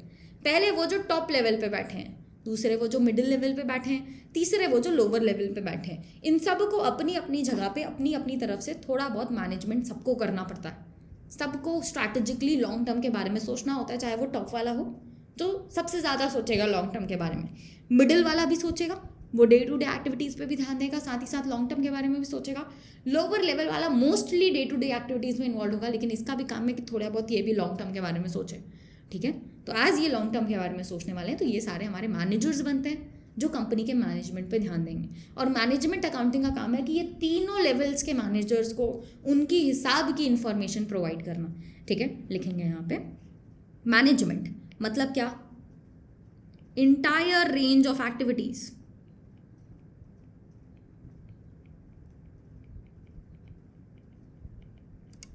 involved in running an organization।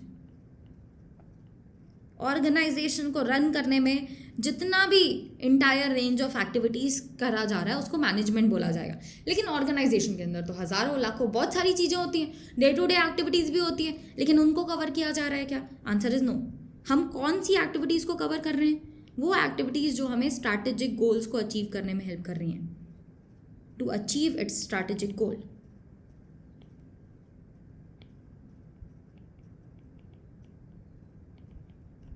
ठीक है, तो मैनेजमेंट की सारी एक्टिविटीज़ नहीं, सिर्फ वो जो स्ट्रैटेजिक गोल्स को अचीव करने के लिए की जा रही हैं वो सारी एक्टिविटीज़ मैनेजमेंट कहलाती हैं। ठीक, नेक्स्ट लिखेंगे यहाँ पे हमारे पास 3 लेवल्स ऑफ मैनेजर्स हैं।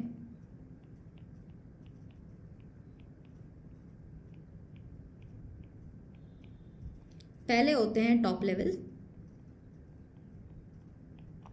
दूसरे होते हैं मिडिल लेवल जैसे हर एक डिपार्टमेंट का मैनेजर, तीसरे होते हैं लोअर लेवल जो मोस्टली ऑपरेशंस को हैंडल करते हैं। हमारा जो मैनेजमेंट अकाउंटिंग है उसका काम है कि तीनों लेवल्स की जो भी रिक्वायरमेंट ऑफ द इंफॉर्मेशन वो प्रोवाइड करना। ठीक है, पर क्या ये तीनों लेवल की रिक्वायरमेंट सेम होगी क्या? नहीं, हर एक लेवल की रिक्वायरमेंट ऑफ इंफॉर्मेशन अलग अलग होगी, लेकिन at the end essence same ही है कि हर किसी को डिसीजन बनाना है यहाँ पे, हर एक टाइप के मैनेजर्स को डिसीजन बनाना है यहाँ पे। ठीक है, तो लिखेंगे यहाँ पे financial information needs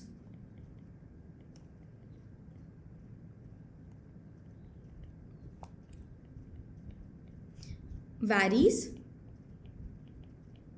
but the essence is similar।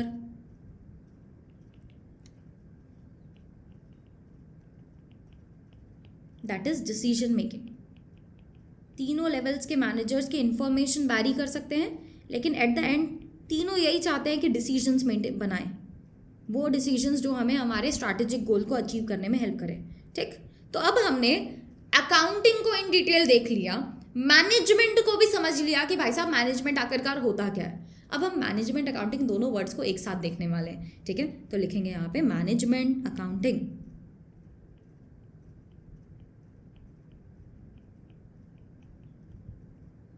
In simple words अगर हम बात करें ना कि आखिरकार ये मैनेजमेंट अकाउंटिंग है क्या, तो इसे इन सिंपल भाषा बोला जा सकता है accounting for management. Management accounting is ऐसी अकाउंटिंग जो मैनेजमेंट के लिए की जा रही है। ठीक है, accounting for management.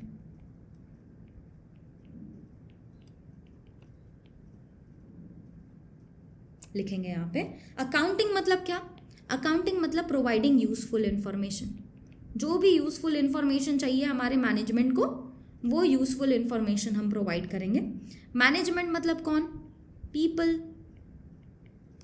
With the task of running the business. वो लोग जो बिजनेस को चला रहे हैं, बिजनेस के स्ट्रैटेजिक गोल्स को अचीव करने में हेल्प कर रहे हैं, वो लोग मैनेजमेंट कहलाते हैं। People with the task of running the business.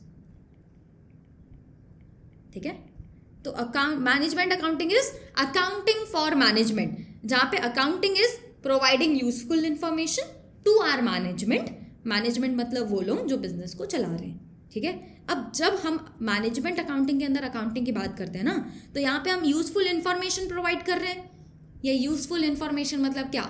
कौन कौन सी चीज़ें यहाँ पे इंफॉर्मेशन की तरह प्रोवाइड की जाएगी टू आवर मैनेजर्स? तो देखो, इसे हम सब डिवाइड कर सकते हैं बहुत सारे पार्ट्स में। एक एक करके हर एक पार्ट को समझते चलेंगे। ठीक है, सबसे पहला तो यहाँ पे जो इन्फॉर्मेशन हम मैनेजमेंट को प्रोवाइड कर रहे हैं अंडर दिस अकाउंटिंग, वो है या तो फाइनेंशियल इन्फॉर्मेशन या तो है नॉन फाइनेंशियल इन्फॉर्मेशन। हमने ऊपर भी देखा कि management accounting is not just about financial, उसके अंदर हम नॉन फाइनेंशियल चीज़ें जो मनी रिलेटेड नहीं है उनको भी डील करेंगे। यहाँ पे इंफॉर्मेशन एक्यूरेट मतलब एकदम करेक्ट इंफॉर्मेशन प्रोवाइड की जाती है, साथ ही साथ ब्रॉडली करेक्ट इंफॉर्मेशन भी होती है। मतलब कई सारी इंफॉर्मेशन यहाँ पे ऐसी भी हो सकती है मैनेजमेंट अकाउंटिंग के अंदर जो पूरी तरीके से करेक्ट नहीं है, लेकिन ऊपर ऊपर से इन डिटेल देखोगे तो करेक्ट है, ब्रॉडली करेक्ट है। जैसे लेट्स से हमारा आगे जाके रेंट बढ़ने वाला है और अप्रॉक्सीमेटली अभी 10,000 है, आगे जाके अप्रॉक्सीमेटली 15,000 आ जाएगा। क्या ये प्योर करेक्ट है, एक्यूरेट है एकदम? आंसर इज नो, लेकिन ब्रॉडली करेक्ट है, अप्रॉक्सीमेटली इसके आसपास ही आएगा। तो ये ब्रॉडली करेक्ट वाली इंफॉर्मेशन भी यहाँ पे प्रोवाइड की जाती है। क्यों यहाँ पे पूरी एक्यूरेट इंफॉर्मेशन बस नहीं है? तो सोच के देखो यार, management accounting is about future. Future के एस्टिमेट्स कई सारे हम बनाते हैं, क्या वो एकदम एक्यूरेट हो सकते हैं? क्या एकदम करेक्ट? आंसर इज नो, लेकिन ब्रॉडली करेक्ट हो सकता है। ब्रॉडली मतलब ऊपर ऊपर से, डिटेल्स में जाके देखोगे तो गलत हो जाएगा इन्फॉर्मेशन, ऊपर ऊपर से देखोगे तो समवॉट मैच करेगा with the correct information, with the real information. ठीक है, तो ये कैसी इन्फॉर्मेशन है? ब्रॉडली करेक्ट है, स्पेसिफिकली करेक्ट नहीं है। ठीक है, नेक्स्ट एक्चुअल मतलब एकदम सर्टेन इंफॉर्मेशन भी यहाँ पे प्रोवाइड की जाती है, जो एकदम सर्टेन है, यही हुआ था, यही खर्चा है, ये लो भाई साहब ये खर्चा है ना। या फिर यहाँ पे एस्टिमेट्स भी प्रोवाइड किए जाते हैं जो अनसर्टेन होते हैं। फ्यूचर के अगर हम बनाएंगे रिपोर्ट्स कि फ्यूचर में ऐसा हो सकता है, इस तरीके से हो सकता है, तो वो कैसा होगा? अनसर्टेन होगा, हमें नहीं पता, हम सिर्फ एस्टिमेट कर रहे हैं कि आगे जाके ऐसा हो सकता है ना। नेक्स्ट, यहाँ पे पास्ट की इंफॉर्मेशन भी होती है, फ्यूचर की इंफॉर्मेशन भी होती है, यहाँ पे डिटेल्ड इंफॉर्मेशन भी होती है, समराइज्ड डाटा भी होता है। बहुत डिटेल में जाके भी इंफॉर्मेशन प्रोवाइड की जाएगी मैनेजमेंट अकाउंटिंग के अंदर, या फिर समराइज्ड डाटा भी प्रोवाइड किया जाएगा। ठीक है, यहाँ पे जो इंफॉर्मेशन होती है बहुत अलग अलग फॉर्मेट में प्रोवाइड की जाती है, presented in variety of form, जैसे ग्राफ्स के थ्रू, जैसे टेबल्स के थ्रू, जैसे नंबर्स के थ्रू, तो बहुत अलग अलग तरीके से प्रोवाइड किए जाते हैं। साथ ही साथ ज़रूरी नहीं है कि सब कुछ रिटर्न हो, रिटर्न भी हो सकता है, स्पोकन भी हो सकता है। ज़रूरी नहीं है कि सब कुछ रिटर्न हो, जैसे फाइनेंशियल स्टेटमेंट, फाइनेंशियल अकाउंटिंग के अंदर सब कुछ रिटर्न होना चाहिए। मैनेजमेंट अकाउंटिंग के अंदर रिटर्न भी हो सकता है, स्पोकन भी हो सकता है इन्फॉर्मेशन। ठीक है, नेक्स्ट, किससे रिलेटेड होता है? रिलेटेड विथ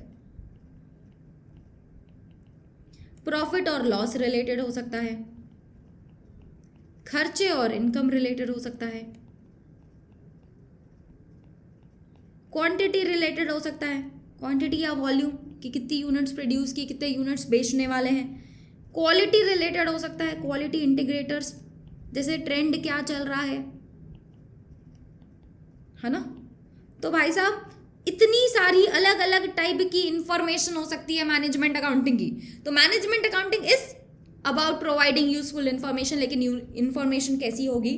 फाइनेंशियल हो सकती है, नॉन फाइनेंशियल हो सकती है, प्रॉफिट लॉस से रिलेटेड हो सकती है, कॉस्ट रेवेन्यू से रिलेटेड हो सकती है, क्वांटिटी वॉल्यूम से रिलेटेड हो सकती है, या क्वालिटी इंडिकेटर्स भी हो सकते हैं।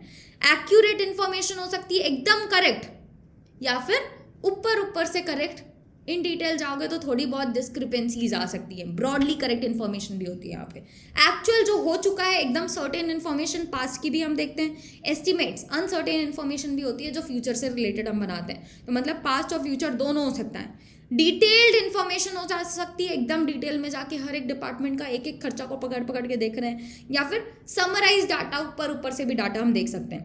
वेराइटी ऑफ फॉर्म्स हो सकते हैं, ग्राफ्स में, टेबल्स में, नंबर्स में, इतना सारा इन्फॉर्मेशन। फाइनेंशियल अकाउंटिंग के अंदर ऐसा नहीं होता। फाइनेंशियल अकाउंटिंग के अंदर आप ऐसी इन्फॉर्मेशन नहीं प्रोवाइड करते। मैनेजमेंट के अंदर होता है, कॉस्ट के अंदर भी आपको ये सारी की सारी चीज़ें दिखने मिल जाएंगी। कॉस्ट के अंदर दो नॉन फाइनेंशियल चीज़ों पे हम नहीं फोकस करते, मोस्टली फाइनेंशियल चीज़ों पे फोकस करते हैं, लेकिन वहाँ पे भी पास्ट और फ्यूचर दोनों को देखा जाता है, क्योंकि वहाँ पे भी स्टैंडर्ड्स बजट्स बनते हैं, है ना।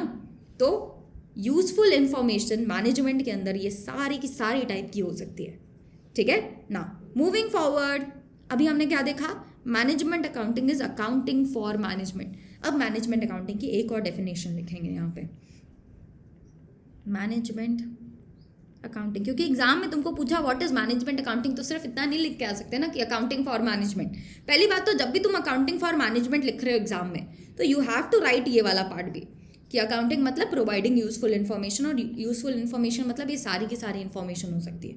और साथ ही साथ अगर तुमको 7 मार्क्स का पूछ लिया तो सिर्फ इतना लिखने से भी नहीं होगा, we have to write one more definition at least.